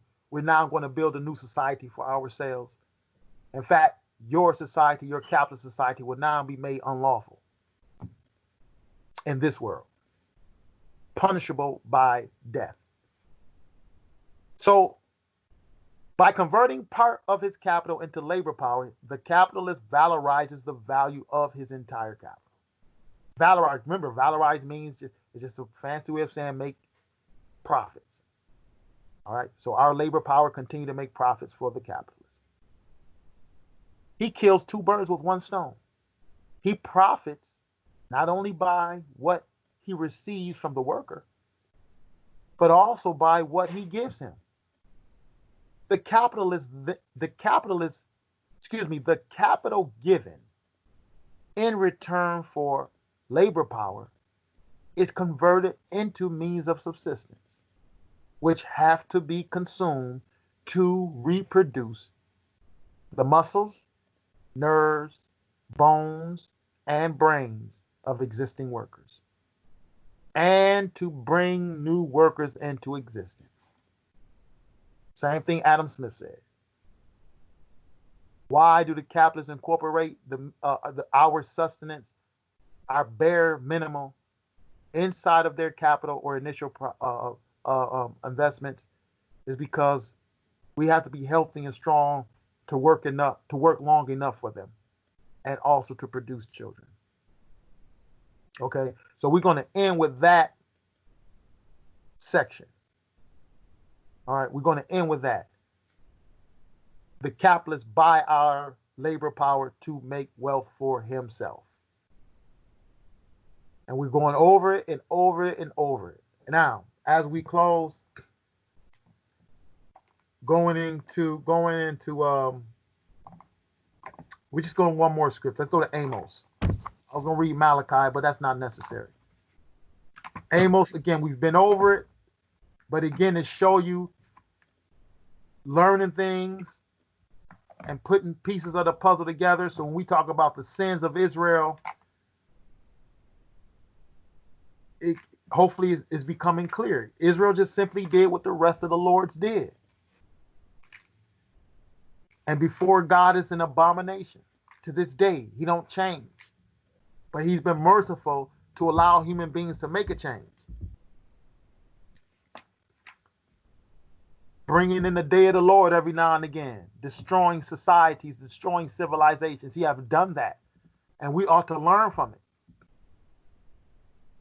it. And the righteous going to get it right. So he's calling those who are righteous out. Put your hand into the work. God willing, we put our hand into the work. And that we follow in the right way. And Most High willing, through the grace of God, we will receive blessings forevermore. But we must enter the threshold. And so these lessons and these teachings and these dialogues and lectures are to inform us and to persuade us to enter into the threshold together, not as individualists, but as building blocks of the kingdom or the reign of God which he called his house or his church. So we are in a battle of ideas to yank out the capitalist idea and to put in a brand new idea so we can have a clear vision of the alternative to this dreadful, deadly, bloody civilization we are presently under. We need new ideas. Now, ending with Amos, the 8th chapter. Amos, same thing. He was asked to leave the coast because the aristocrat in Israel told Amos, the land isn't able to bear your words. So here are some of the words of Amos. An activist protesting against the injustices of the lords of the Baalim or the ancient capitalists. Right here. Amos 8:1.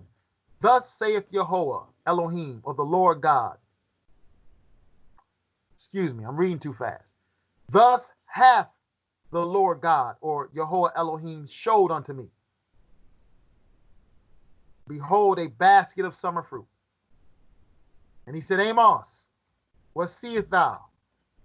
And I said, a basket of summer fruit. Then said the Lord, or Jehovah, unto me, the end is come upon my people of Israel. I will not again pass by them anymore. And the songs of the temple shall be a howling in the day, saith Jehovah Elohim. There shall be many dead bodies in every place. They shall cast them forth with silence. No mourning, no nothing. Many dead bodies, he said.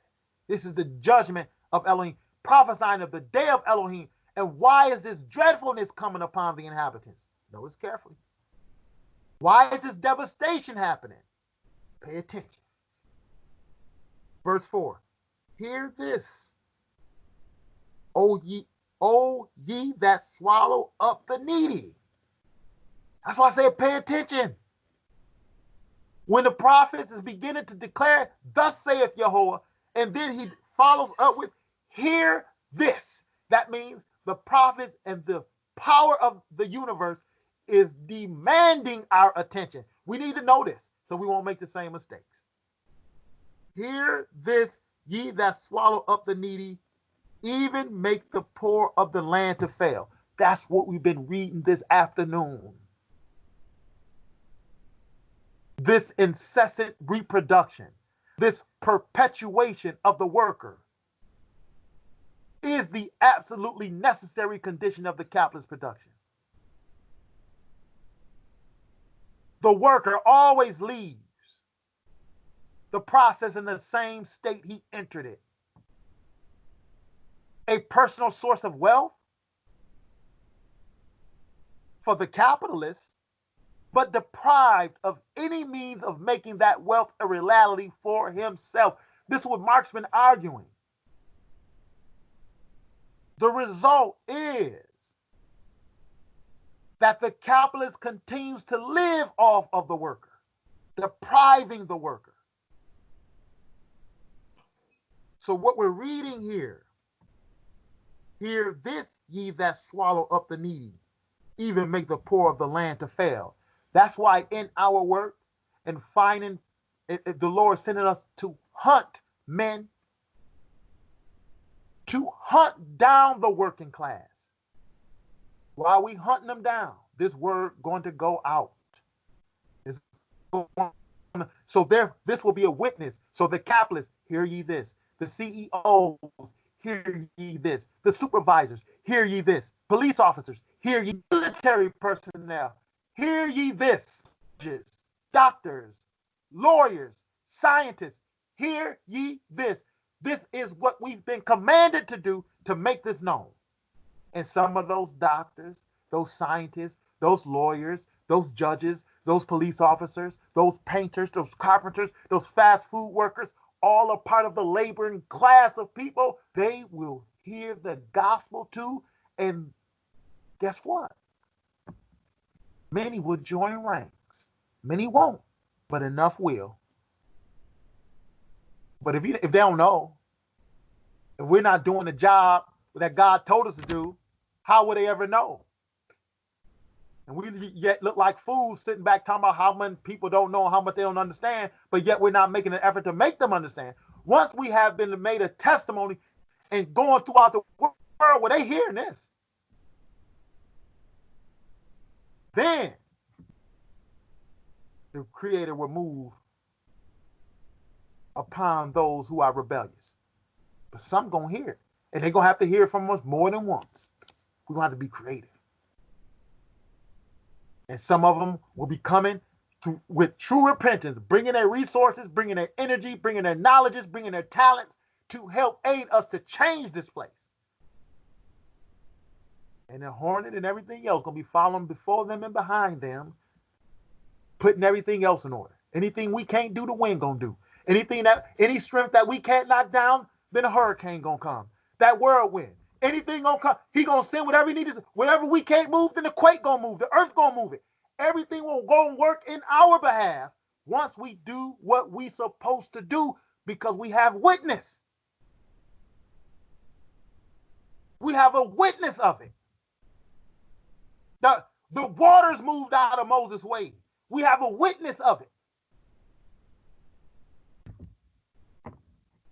Doggone waters open up, tell Moses, come on through.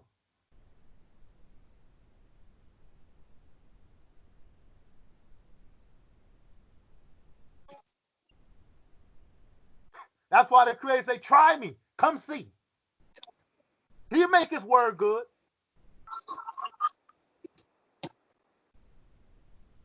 So he's saying, hear this, even to make the poor of the land to fail. Someone just came in the chat. Please mute your mics.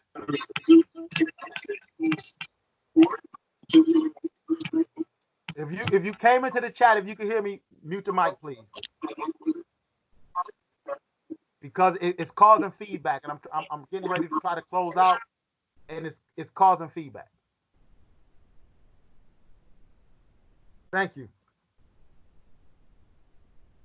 Now he says, verse 5, in their pillaging of these people, he begins to be more descriptive, saying, in verse 5, he says, saying, when will the new moon be gone, that we may sell corn, the Sabbath that we may set forth wheat, making the ephah small and the shekel great? We've been through this. And falsifying the balances by deceit. Reason being, to get the people to work. Falsifying the balance to cheat the people. And therefore, once you put the people in that position, much like the description of Job, we find this, verse 6, that we may buy the poor for silver. Remember how we started it off today? Karl Marx said that the worker and the capitalist enter and they confront one another. We come there to be bought. And you see what Amos is explaining? The rich have designed, they have created a society or a system to buy the poor for silver. And that's what Marx is saying. We are bought by them. And buy the needy for a pair of shoes and sell the refuse for wheat. Nevertheless, I want to read verse 8 and close with verse 8. Shall not the land tremble for this? You see what he's saying? It's not just, look. It's like the Elder Martin said. He said he guessed. He was trying. He went to the inauguration of Kwame Nkrumah when he went over there to Ghana for the independence. The Elder Martin.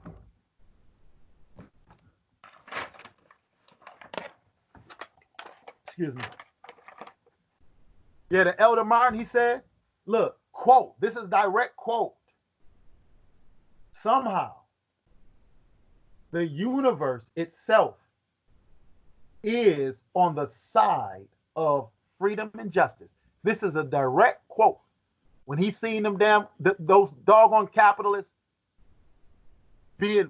backing off Ghana, Kwame Nkrumah trying to bring it into a communist society. Old Martin said it himself. Yeah, somehow the universe itself is on the side of freedom and justice. And what we see here, God is explaining, and Amos, shall not the land tremble for this? So even though we could be talking about the inhabitants of the people, but I believe it's even more. And everyone mourn that dwelleth therein. And it shall rise up wholly as a flood. This evil shall rise up, and it shall be cast out and drowned as by the flood of Egypt. In other words, as I created, as it is written that I came and consumed that ruling class in Egypt, so you shall not escape from this great evil that you have put upon my people. And this is when you're speaking to Israel. And now we're reading today, Karl Marx breaking down this great evil that's described in the prophets, in the Amos, in Job, the people being sold, losing a means of production. And mind you, all of this is just a continuation of why they were able to come to the market anyway with the trappings and the proceeds of plunder and robbery, pillaging. Okay? So we're going to open it up for today. I thank you all for taking the time to listen. Open it up. Please give some feedback, testimonies, or whatever you need to do. We're going to open up the mic. I just ask anyone who do speak or anyone who isn't speaking, excuse me, please mute your mics for consideration for those who are speaking, okay? So with that, we're going to open it up and close for today's discussion in Capital Volume 23, which we are reading Simple Reproduction, and we're learning how this happens and getting a description of this great evil that Satan has brought upon the earth through men. All right. So I'm a mute. I am here, so I just want to open it up, give another person time to come and say something, give some time to feedback. So please feel free.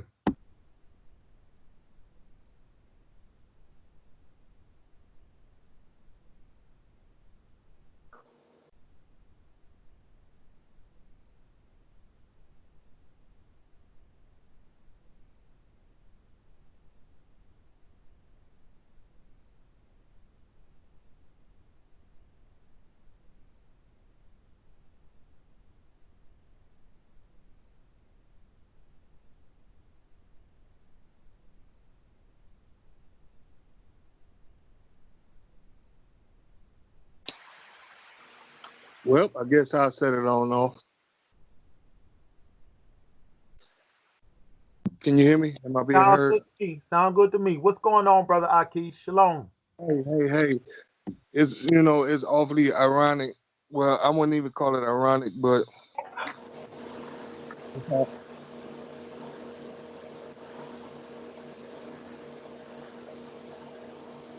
somebody might.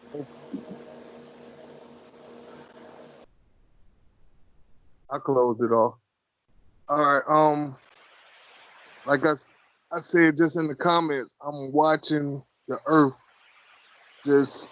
It's like it's rebelling against mankind and now I can understand because of the wickedness that man has been doing, all in the name of capital and riches and wealth and plundering the earth of its resources and oppression of the poor.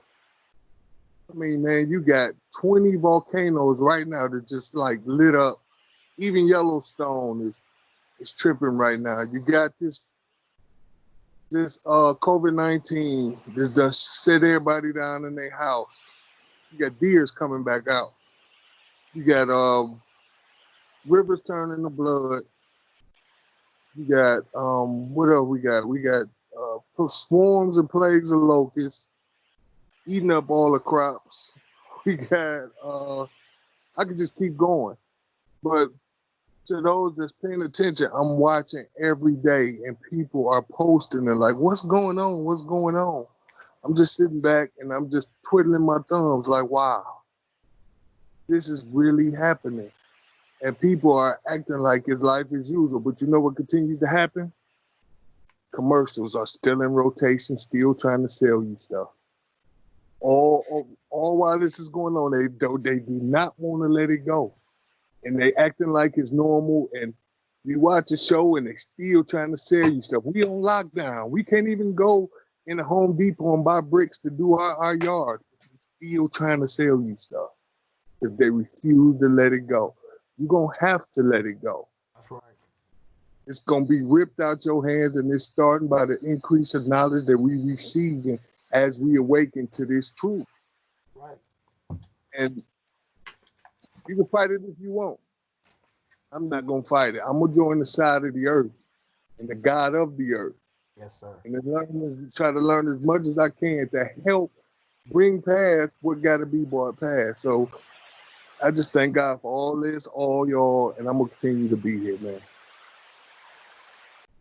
Hallelujah. Praise the Almighty. That's right. Calling it.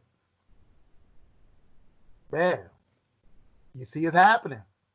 He's doing it, but they're not taking notice because they don't know. They don't know the works of his hands.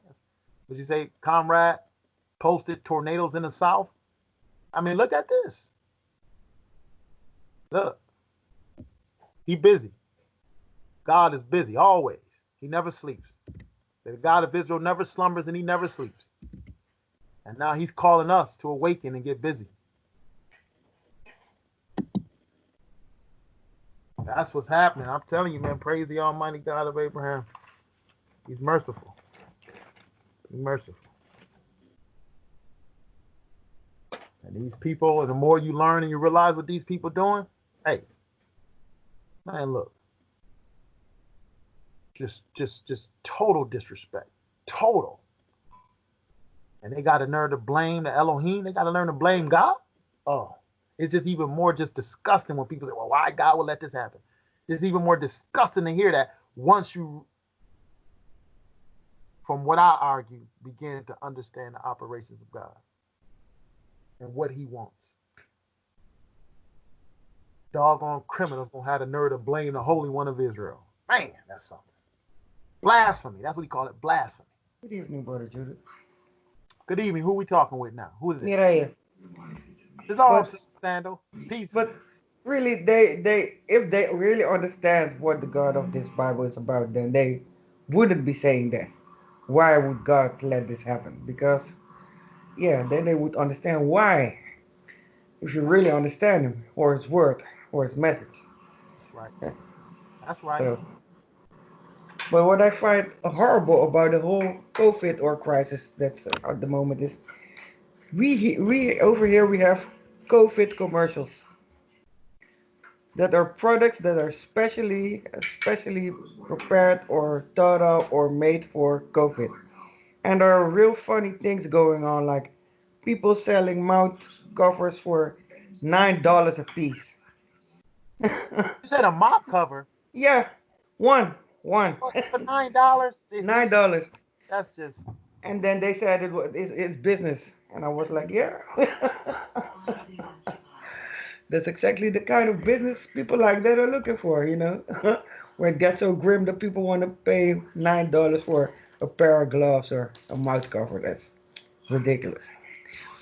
Okay, I'll let someone else comment. But shalom, everyone. Great class, Brother Judith. Thank you, my sister. Shalom. Hey, shalom, brother Judah. How you doing? Family over there. Shalom to you. Who we got now? Somebody say something? Shalom, Judah. Yeah, it's me. It's brother Tim, Judah. Oh, okay. Shalom, brother. Yeah, I'm gonna tell you one thing though about this thing going on right now is that for those who have somewhat of a conscience, that you know how in the Psalm it says, "Be still upon thy bed," and just the calmness of it. If you really don't get into the razzmatazz and everything, if you stop and be conscious and see what's happening just in the last 30 days, how pollution is down, the oxygen levels in the waters are up, people are realizing that they can actually cook food at home. that they're more conscious of, when this thing is over with, they're planting, getting ready to plant food and seeds, have a more, sustainable conscience. And not only not thinking in the manner of, we just ask the system to just have a little mercy upon me, instead of even having that mind state, going from not asking mercy for the system, but now just demanding justice. If you sit and just look at it and meditate on it and see what's going on, like I believe you said, Yah's hand is working. And certain things he's just showing now in the last 30, 40 days, that for a conscious mind to awaken and realize what this little example that he's showing unto us. Major corporations, they begging for money because they know that they can't withstand, an onslaught of just stillness. Like we talked Monday in Monday Night Bible Study, we talked about, the year Jubilee, the 7-year Sabbath, how things like that instituted right now would crush the capitalists, crush the imperialists. And even in history, when they dialogue about like the year Jubilee of the 7-year Sabbath, they find it hard to believe that it was actually done. They said it was nothing like this that combined morality and economics at one time.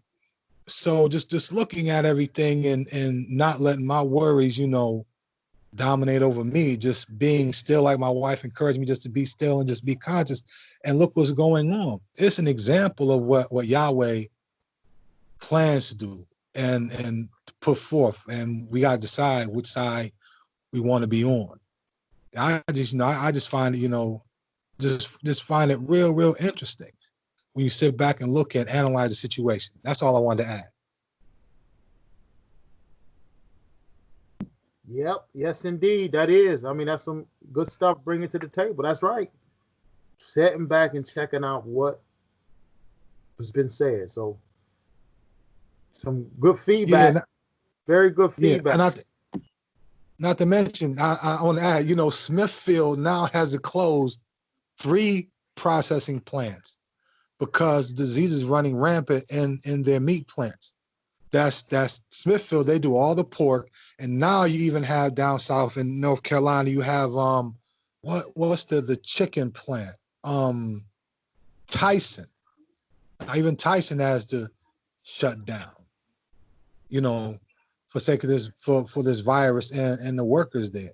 So these are things you just really look at, I'm just slightly in awe of. Okay, I'm about to mute again. That's pretty good. That also makes you think about how many of those plants. I think Smithfield's one of the biggest. Tyson, I think, is the biggest. And now the funding of restaurants and supplying chicken and stuff like that to these restaurants. Oh my goodness! I mean, it's really time to gear up and seek the Almighty and seek His face and get protection, because, I mean, hey, everything y'all talking about, you, Brother Ak, I mean, I'm speechless, actually. Oh, Brother Judah, I found an article on Films for Action that was exactly talking about what Brother Tim was saying, the year of Jubilee, and that this author thinks it's the only way for the world to avoid this crisis we're in right now. I think it's a good article. I posted the link in the chat box. Okay, thank you. All right, because Films for Action got some good stuff. Oh, okay, that seemed interesting. Yeah, it's not a movie. It's a text. Okay, yes. So it's not a video. It's a text. She said. Okay, cool. Yeah. All right. Elder Judah.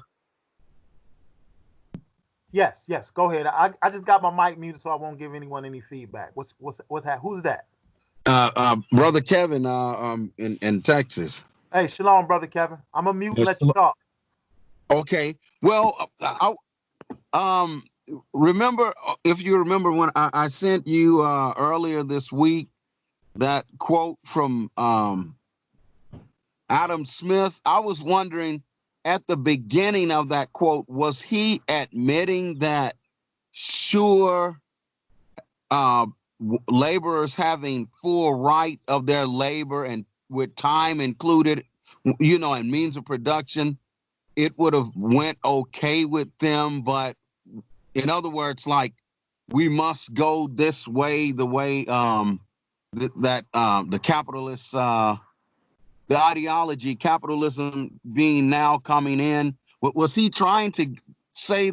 I understand the part where you were saying he's saying labor adds to value, but just that little small part, was he just acknowledging that when a man had full right to his labor, which means when I say it, I'm talking about means of production in his hand, he had power over that.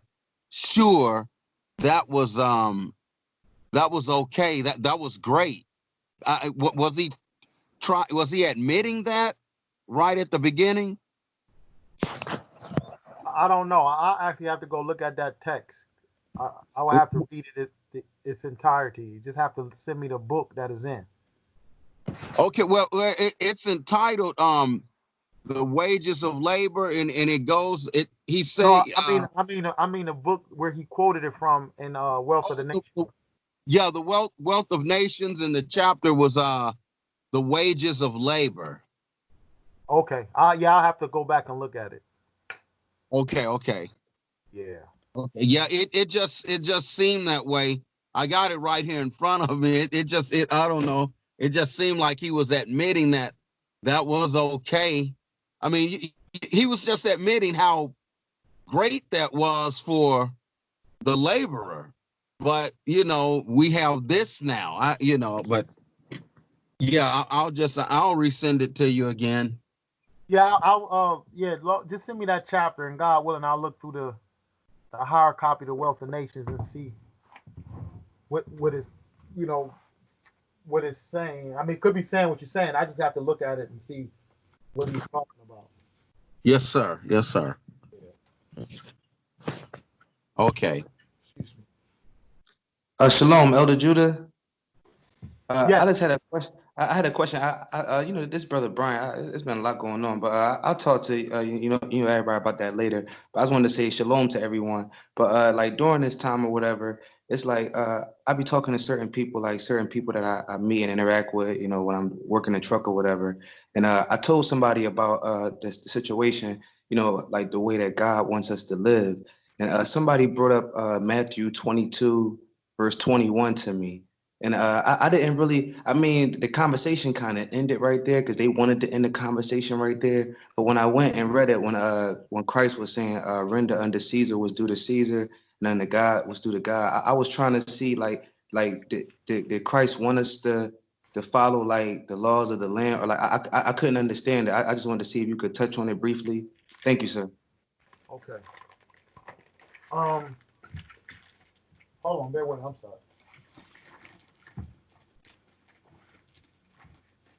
Okay.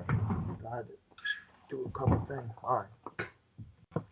Yeah, we said render unto Caesar, which is Caesar's, and render unto God, which is God's. I would have to pretty much hear the context of what they were putting that in. I don't really know their context, but pretty much what he was saying with the taxes. I'm gonna turn there.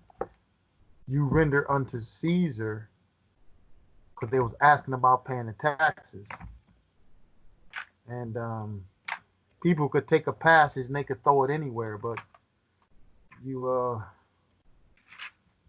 and that was let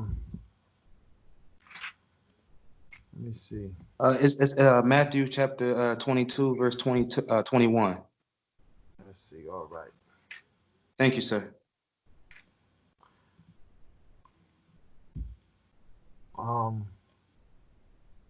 Yeah, if we go there, if you're looking at it, the argument, Elder Judah. I'm sorry.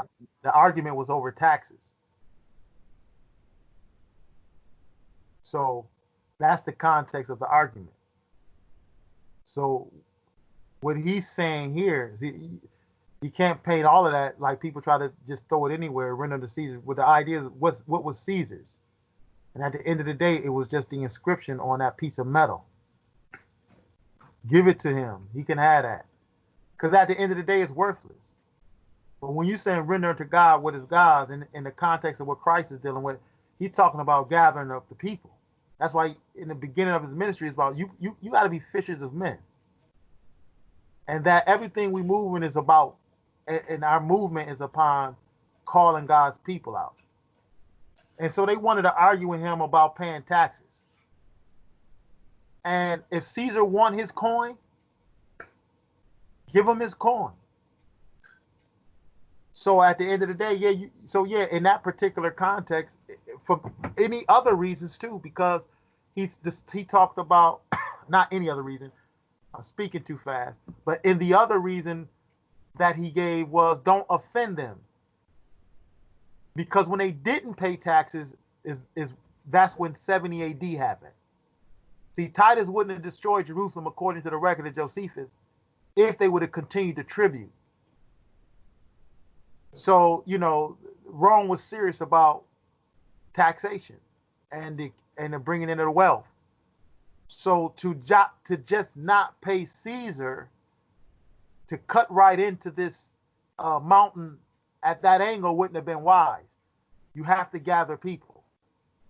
And so in the meantime, that's all he wanted is a coin. That ain't no big deal. Give it to him. That's why he say whose inscription is on it. That's what you give him. I don't care. That's what he said. I don't care. Yeah, Judah. Yeah. I didn't want to interrupt you, but no, I was ready to say thank you, sir. That makes sense. That's why you were saying last time that Christ's teachings was like subversive almost. He never offended them, but what he said, the Pharisees they understood what he said. I understand what you're saying. You're saying the taxes, that's no big deal. I understand exactly what you're saying. Yeah. Thank you, sir. I understand. But it wasn't talking about, because some people try to use it for money and do whatever the government say and all this other stuff like that. Because that's how the person was rocking it to me. They like, oh man, well, render to Caesar. That's how they was rocking it to me, and I like the conversation ended there. But I'm glad you put it in perspective, like to look at the whole context of the text. Yes, sir. I'm listening. I'm sorry. I'm listening. I'm mute my mic. You good? But yeah, that was it. That was the argument over paying taxes. That's what that was about. And he had another way in which he was going about things. And so, when people, even when they bring up those arguments, see, most of the work we need to do can be done within the confines of capitalist law. And that's if we know the proper work. Often it's not even necessary to go outside the confines of capitalist law. Even when I was saying earlier about this so-called quarantine, people arguing over this, arguing on wear masks. Yeah, I mean, just for the basic flu, that might not be a bad idea just to do that, and just in flu season, going to the grocery stores and places like that, how filthy people live.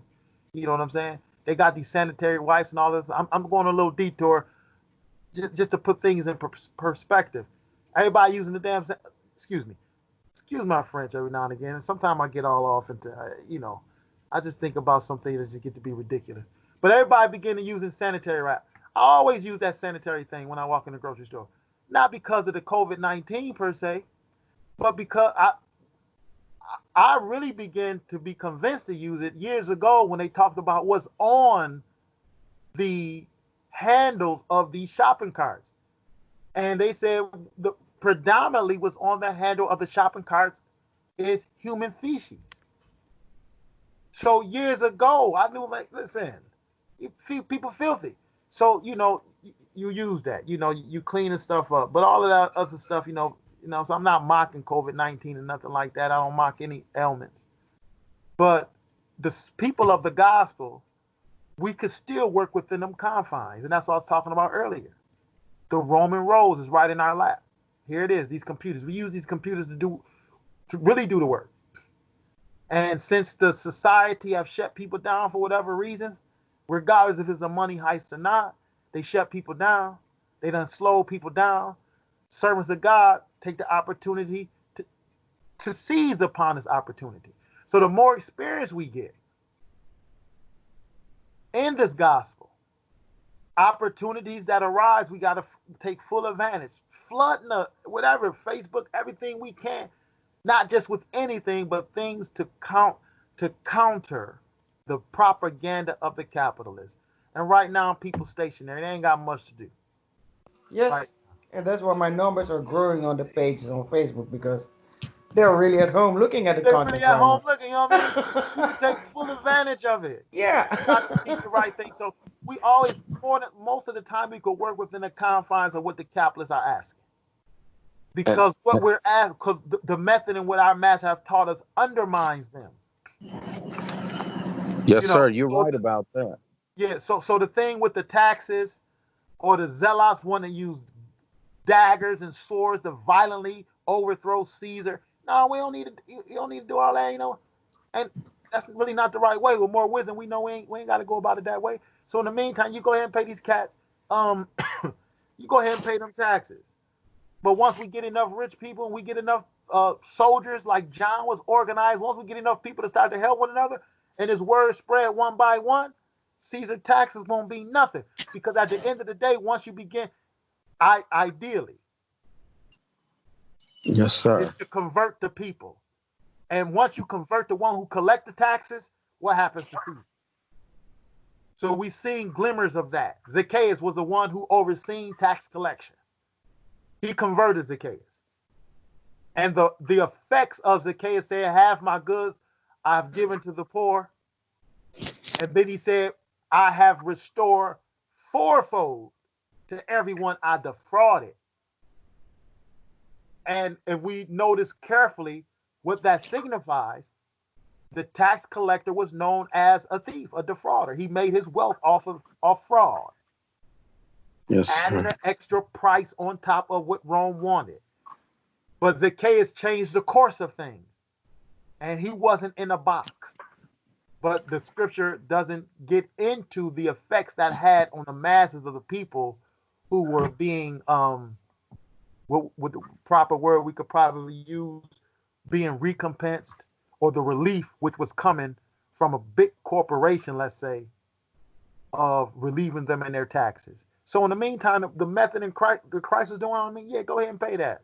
That's small. About time we finish doing what we doing. Yeah. Elder I'm, Judah, that's kind of like the other week when I called you about 2 weeks ago. And that's always presented to me, Matthew 22, Matthew 17. And going back and studying it, like you were saying, okay, remember when he told Peter to go in there and take the gold coin out of the fish mouth. But you said, notice how he questioned. He had in his mind the questioning the system, like you teaching us now. Even though we, follow peace with all men, but according to the wisdom of God, we question this wicked system constantly because we see it's contrary to the will of God. and for, for, And for edification, so people can understand your context, when you saying question them, you're making reference to when Christ asked Peter if the children had to pay taxes, then are the children free? yes, sir. Right. Okay. Yes, Just sir. for the people who's listening, this is the conversation we were having where Christ had them question and think about the social system and their social status inside of their own country. So that's what he mean questioning them. Go ahead, Conrad. I just wanted to bring that out just in case. Yes, sir. No, no, no. Yes, sir. That was well needed and beautiful. Yes, sir. And notice Matthew 17, then come to Matthew 22. It comes up, but it lets you know in Matthew 22 with this situation about paying taxes again comes up. But when you go to verse 15, it shows right there where the Pharisee took counsel that they may entangle Christ in his talk because they couldn't handle him anyway. Over in Matthew, I'm seeing in Matthew 21, there at the last few verses, they couldn't deal with him. So it was like they were trying to entangle him to get him in trouble, but he answered well unto the wise counsel of his father. That's right. Amen. And it teaches us, like you say, it's real good that you brought that out. Yeah, Christ understood the social dynamics of Caesar and the empire. He questioned his disciples about it. And Yes, if we sir. look at his methods, now after that let us know he has he has social awareness. And Yes, so sir. when we're looking at his methods of things, yes, most of the time, if we do it like he did it, we could overthrow this society pretty much by running on their own platform. In other words, just using what they already have in law, using all, that's the way God made it. Yes, sir. Every now if they intervene, if they tell us to do something, bow down and kiss the calf, then we know we can't do that. That happens every now and again. But most of the time, they have within their laws things that it will even work against them once we do things properly. Yes, sir. Exactly. So it's just amazing. It's just really learning the wisdom of God. God teaching us His wisdom, so we know how to operate. Because these people are not wiser than God. No, they're not. No, No. no, sir. But yeah, go ahead, brother. I mean, that was some good points in which you're But bringing out an edification of but that. but you always see right here. I mean, you also see right here, even in verse 20, where the good brother was in yourself, elder, where you brought up about the image, the subscription, uh, um, um, whose face was on the coin, and thinking about like in Genesis when it said He made man in His own image. So God wasn't concerned about that image. He was concerned about the entities that were created in His image, coming to see about them, to bring them into a better knowledge where they would benefit from what He created on this earth that He created for them. The Right. earth is the Lord's and they that dwell therein, That's as right. it says in Psalms 24. But Yes. yes, Yeah. sir. Yes, sir. I know I'm all over the place, but I'm just looking at at the thing, just with the image, God, where Jesus is telling them whose image is on the coin, well, give that to Caesar's. And it's like one lesson you had. He came for man, like you even saying now, fishers of men. He came for men. So that's the image, that He created in His likeness, that He's after, to administer to them, to heal them, to help them. That's right. That's And right. because that don't matter to Him. Yes, sir. Go ahead. I'm sorry. No, I'm just agreeing. I'm not saying anything. I'm just agreeing. Yes, sir. Yes. And he don't want an image above Him, because that make me even think about, I believe it was Paul in the scripture somewhere where he said an imagination that's above the imagination of God. And just looking at that word imagination, the word image comes out of it, or the imagination come from the word image, however it goes, it connects with each other. So that was an image that they put above God. The rulers of Judea, how foolish are they? Then, to forget the principles of God that Abraham held dear. Yeah, they were what you would call damnable fools. Yes, sir. Hey, can I add something to that, Brother Judah? Man, you sure can, brother. This is the open forum for the comrades. What you got? Hey, when I always look at that parable about since he brought it up about the fish and the coin that's in the fish's mouth, like, I don't think they were going to Jerusalem. They were trying to enter into some province though. And Christ and them was on a mission. They was not going to get past these soldiers or what have you without that money. And it shows how insignificant that the money was. That's how I looked at it. How insignificant that coin was, that he could say, go down, find it in the fish's mouth, bring it back here and give it to these idiots so we can continue on with our mission. Give him what he wants. And that's the same way how it is today. They don't care about you. They want your money. The beast has to be fed no matter who feeds it. That's why they catering to everybody's money now. The black dollar, the white dollar, the Korean dollar. Every dollar counts now because the beast got to be fed. It done just grew too enormous for them to handle. Everybody has to participate in feeding this thing. And so that's why I say, that's a real crazy passage to me. Not crazy, but I look at it like, wow, because I can relate to it. We trying to do something. All y'all ain't hearing nothing but money. Pay me to use this road. Okay, let me show you how insignificant your money is. Peter, go down there, look in the fish mouth, grab it, give it to these idiots so we can go get our people. That's all I want to add to it. That's what's up. That's what's up. I'm feeling that. Be honest to God, that you put it in that way. Yes, deep down, that's how I will explain it too. It's just insignificant. Go ahead and give it to these cats so we can finish doing what we're doing. 100% on that one. I'm with you on that, brother.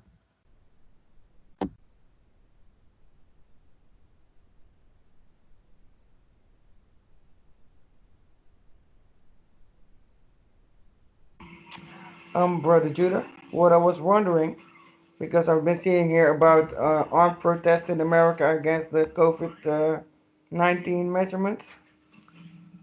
What's happening? Because we don't get everything over here. You said what measures? What were you checking out? That there's armed protest in America at the moment.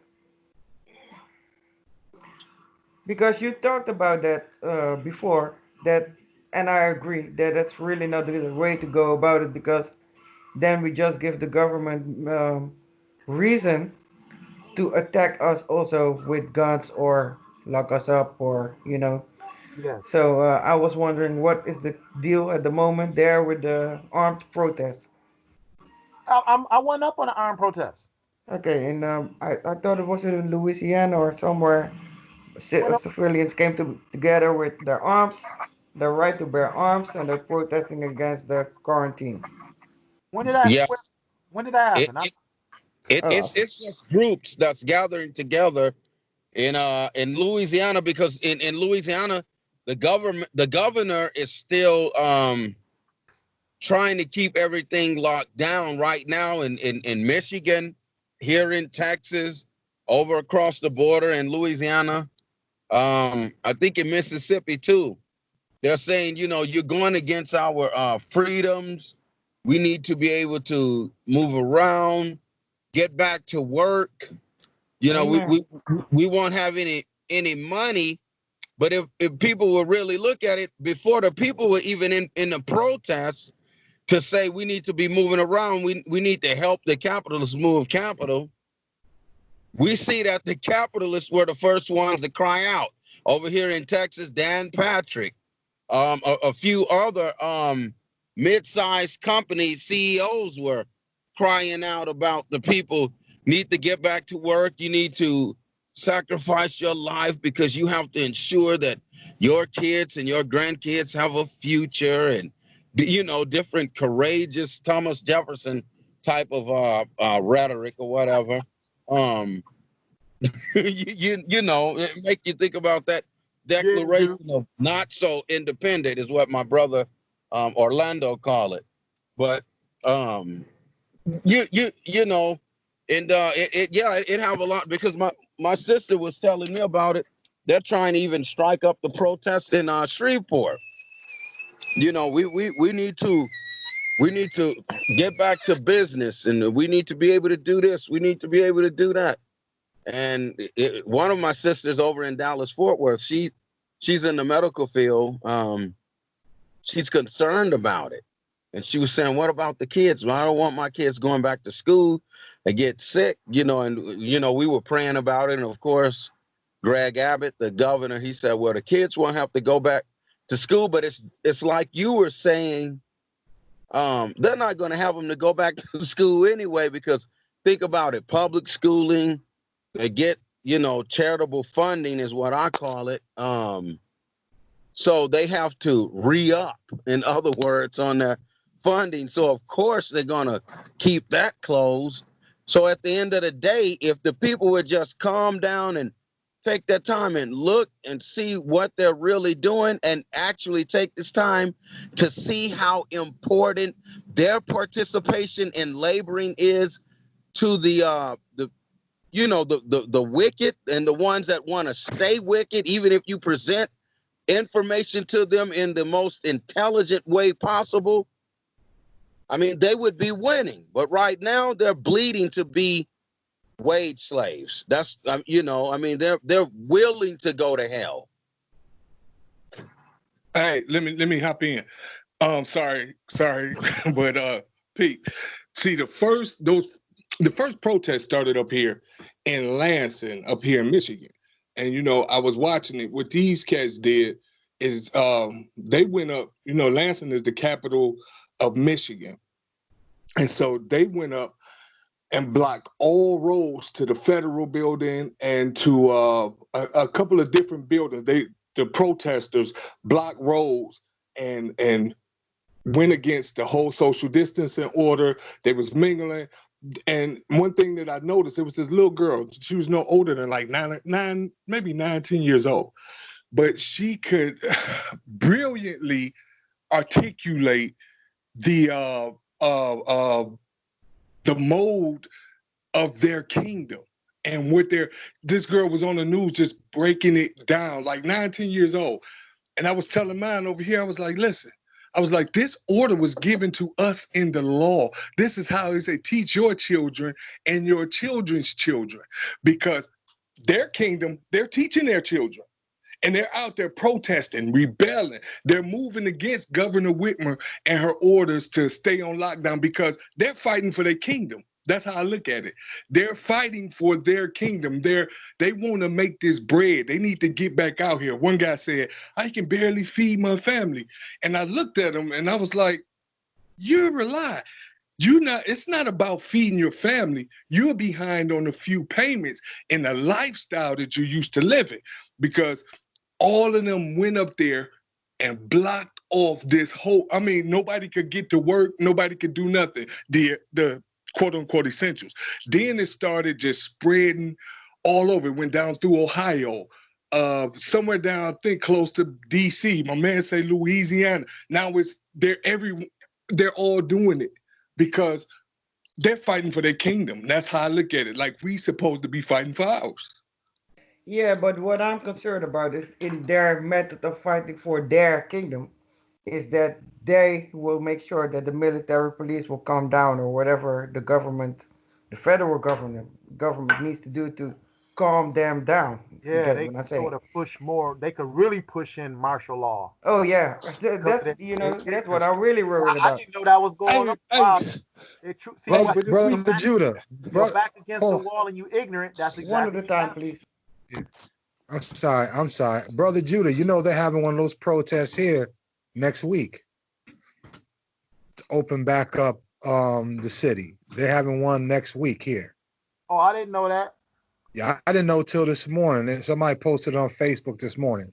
They ignorant, and like what comrades say, you know, let us hurry up and get back there and keep pushing, making capital, valorize capital for the oppressor. But then brother comrade brought some other stuff out too. There's a lot of the businessmen who's initiating this, you know, and they oftentimes they behind the scenes and stuff like that. No doubt. They get the Yeah, poor but that's out of because of what ignorant. you said.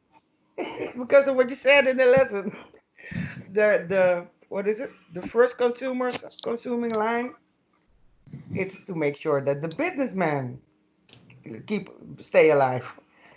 So it's natural that the Exactly. They trying to stay alive. businessman, Like they yeah, say they kingdom, they trying to eat. They try. Yes, no, it yeah. is. This is what they're That's how doing. they stay alive. So they have to get the workers going and rally and get That's back to right. work because hey, See it. We seeing hey, it Sister live. We Miriam. seeing it real time. And this is going to yes, cause Hey, Donald Trump to win again. He's going to win again because of, I see his little, not just him, but he's a dangerous capitalist.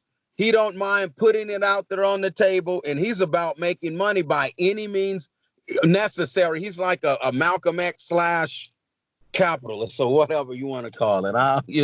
Any means necessary. So, but go ahead, Brother Akish. I'm sorry for cutting in. Oh, no, cool. Hey, Sister Miriam, now that's one thing when you brought up the military police and all of that. When it first happened, my homeboy called me and he was like, hey, man, look at this mess on here. And so that's the first thing him and I were discussing and looking at. And there was no sign of them. And all over the U.S. where these rallies are popping off, notice you don't see them. Really? You don't see none of those military police or none of that in it, involved in it. And that was a key thing that I'm watching for. Like, wow, why aren't they stepping in? Because I know if it was us, and not making it a racial thing, but if it was us, that would have been broken up immediately. Yeah, you're right about that. I mean, it would have, but I mean, the very reason why they don't want to have military police there too, we have to remember Donald Trump and these kingmakers, they know what they're doing. They know how to play chess. And with this situation going on, they want to appeal to his base, and then they'll be able to thrust him forward into the winner's circle once again. I mean, as far as like Joe Biden, I was telling a guy that worked for a dollar store out here called Family Dollar. He was like, oh man, you need to be on Bernie Sanders. I tell you what, he was preaching the gospel of Bernie Sanders. I was like, that's great. I'm glad he's saying those key words that was taboo and different things like Elder Judah was saying to get that rolling through the people's head. If not the people's head, at least thank God the young people. But all it was, I think it was just a setup to get the dirtiest, most gangster capitalists to be in the White House, because Trump don't care. If he have to get money, he'll rob you on the street. I mean, I just believe, and he said it in so many words. He could shoot a man in the head in Times Square, and there it is. So I yield my time. Yes. I wanted to add a comment. No, I was just saying, I had two people that I know closely that's like in the same business that I'm in. One does a little thing different, but they had passed away from the coronavirus, and it's kind of different when it's like closer to you or whatever. But like the way I look at it is, I'm not sure how those men, how they live their lives. I just know them from business, and we interact a lot with each other. And the way I look at it is that whatever he did in his house, I'm not sure what God he served or anything like that. But I look at it like the story when the spirit of death came to the Egyptians, and everybody that had blood over their door, they were saved. And that's how I look at us, like us in this gathering. It's the same thing. It's like a mirror. Like everybody wants to go back outside so bad to the Capitol. They go outside and they catch that junk. Whatever it is, they catch it. Whether it's man-made, like Elder said, or whether God sent it, but God allowed it. And whoever goes outside, that's the one that serve mammon and Molech. Wind up catching it because they want to gain that capital. With the ones that are smart, we learn how to, use our resources. We learn how to gather together. It's like having a blood. It's the same thing. It's just a mirror to me. I just wanted to share that with everybody. Amen.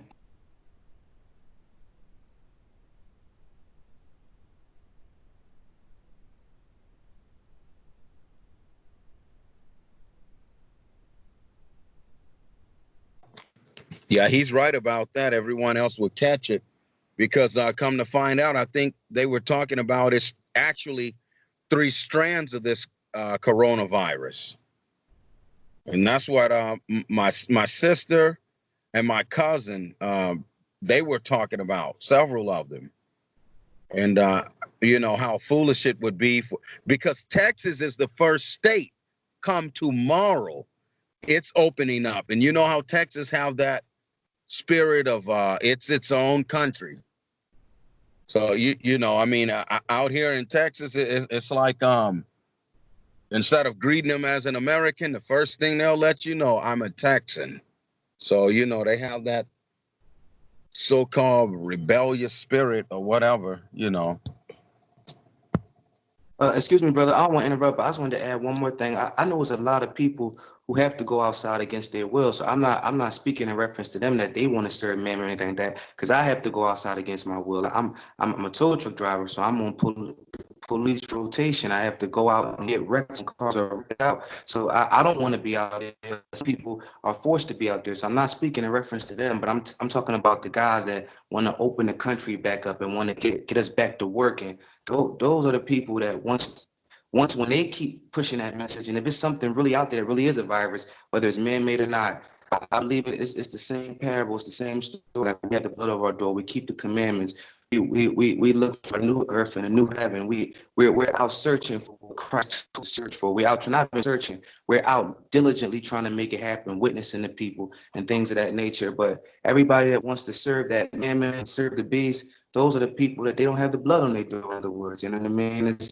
It's unfortunate that people will perish, but if we look for a new heaven, a new earth, and, we're in dwelling righteousness, like we all say, cosmic justice, that the Lord is going to intervene, and anybody that wants to follow that lifestyle, man, the earth won't swallow them up. That's how I look at it. You know what I mean? It's unfortunate that folks have passed away who weren't trying to be in that lifestyle, who were, you know what I mean, innocent. They didn't have no, I'm not saying nobody's innocent, had no blood on their hands, but maybe they didn't want to serve capital. Maybe they was forced into going to work. So that's a different situation. But the ones that want to go to work and want to force others to go to work, man, I just look at it as like you're not having a blood on your door. That's what I understand. Shalom. Yeah. I understand, brother. That's what you were getting at. When I'm speaking, I'm even coming off of some people personally I know that's over in Louisiana, that in Shreveport. Okay, they have a lot of casinos. Okay, a lot of the guys over there they're saying, man, I really want to get back out because I don't have anything to do, because when I was doing stuff, I was going to the casinos and, and going to other little places they shouldn't go. So, no, you're right about that. That's, they would refer to them as essential workers. And it's like on one of the Nazarene Messianic, the journal, where they wrote in and said that work is necessary. And it is. We have to work to get these debt tickets, as the elder called them, and, keep things, get things that we need, food, soap, all kinds of little things that we need. But yes, sir. I understood where you were coming from. Hey, I tell you what, bro, they gon'. I mean, I don't hate to say it, but I hate to say it because so many people had to go out. But man, I thank my Elohim for this break. I drive records too, and I've been working for the last 7 years, 13 hours a day, 5 days a week, and they've been breaking me. And now they're gonna they're gonna have to do something real nice to get me back. Cause what Bernie Mac say, when we break, we break. And I done got me a break, bro. I mean, I don't even know how to act. And so it is what it is. Yeah, and that's what's up, man. You can find somebody to relate to you. But and what's crazy about my situation is that me and my dad, we own the business, so we just brought a new truck, so we got a payment. You see what I'm saying? Then we got the insurance, so you gotta keep the truck working. And like police rotation is something that we've been on. Yeah, it's just, but I mean, it's a stressful situation because you know what I mean. But you gotta save money. But like they say, most Americans are living from check to check, and I thank God that I'm not in that situation. But it's just that, like, no matter what happens, I believe God is gonna, He's gonna intervene. I hear a lot of people fearing about like the coronavirus and things that's gonna happen. I just don't. I don't have fear in those things, only simply because when you're trying to walk off the right path, the Most High, He acknowledges that. He acknowledges that. And people they live in fear because of a virus that we don't know where it came from, but we have to accept that God allowed it. So if you really believe in the Creator and the Most High, and you're doing what you're supposed to do, I just can't see, no harm coming near your dwelling. Yeah, that's true. In a few months, you're probably gonna be very busy with that type of business, with the records. I mean, because they're talking about that quite a bit, even with the people with the rents being deferred. You already have people that are not paying their rents right here, not too far from me, Shreve.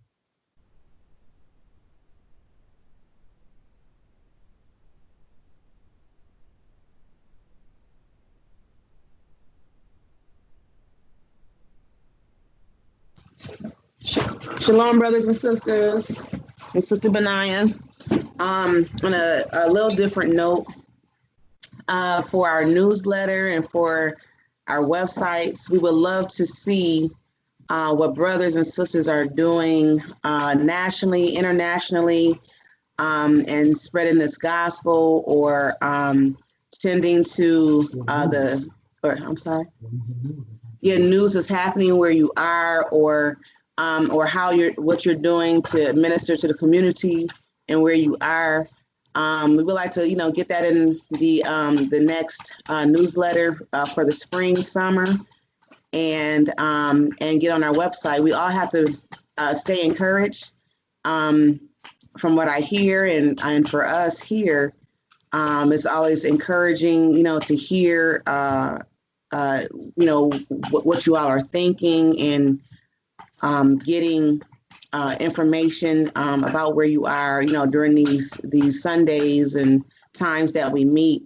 So we would like to, get some pictures of your families, get some pictures of the movement where you are.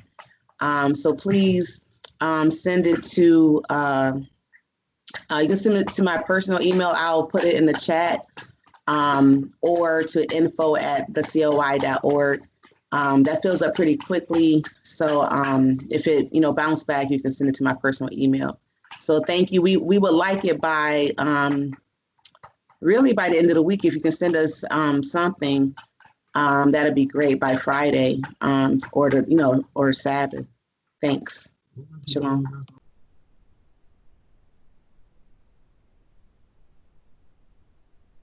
Oh, I'm sorry. The other thing is, it doesn't have to have happened last week or in the last month. If you've been doing something in the past year, the past 6 months, we need to keep each other informed. And like I said, it's encouraging to see what other Nazarene Messianic Party members and so on are doing in other places around the world. Thanks.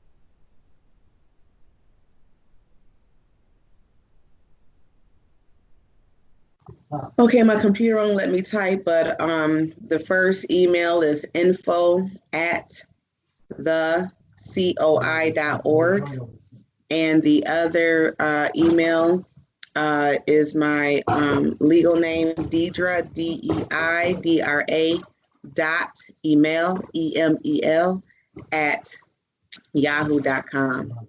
So, if you need more information or want me to, send you a personal message, just send me a personal message. Thanks. Peace.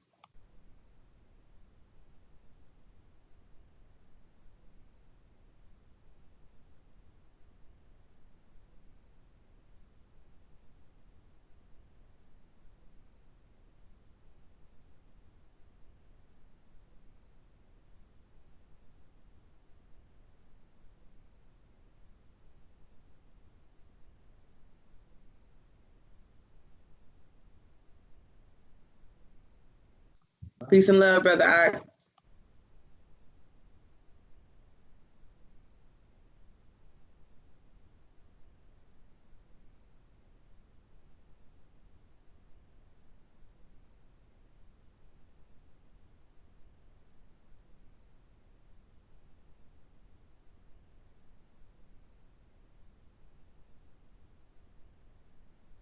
Brother Judah will be back in shortly. Okay, peace.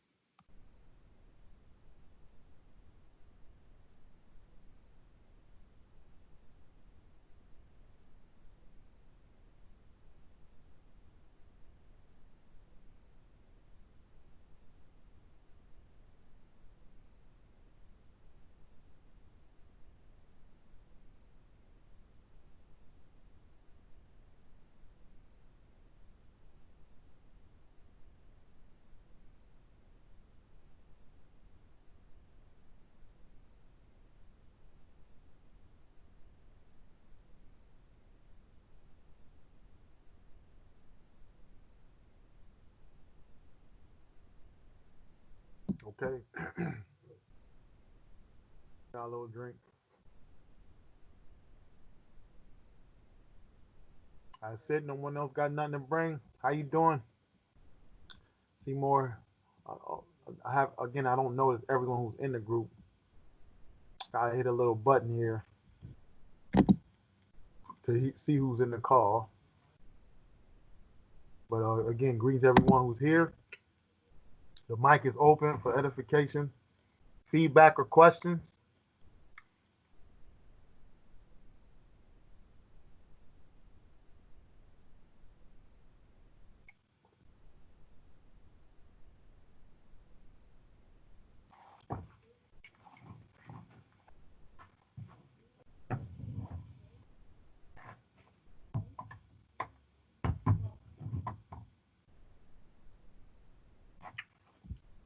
Excuse me.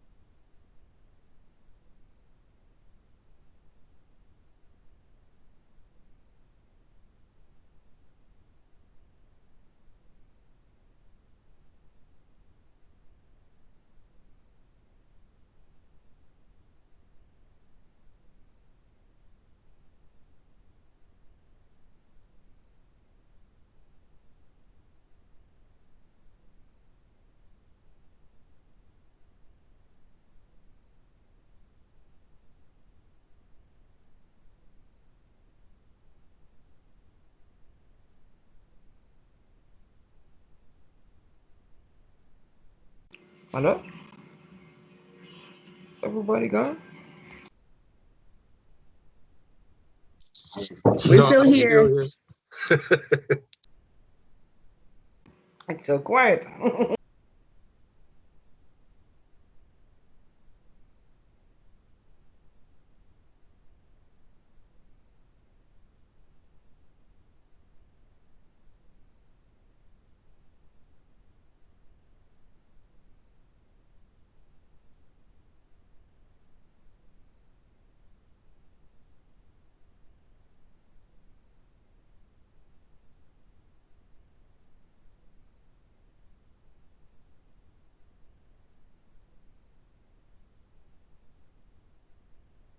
Yeah. So again, you can open it up.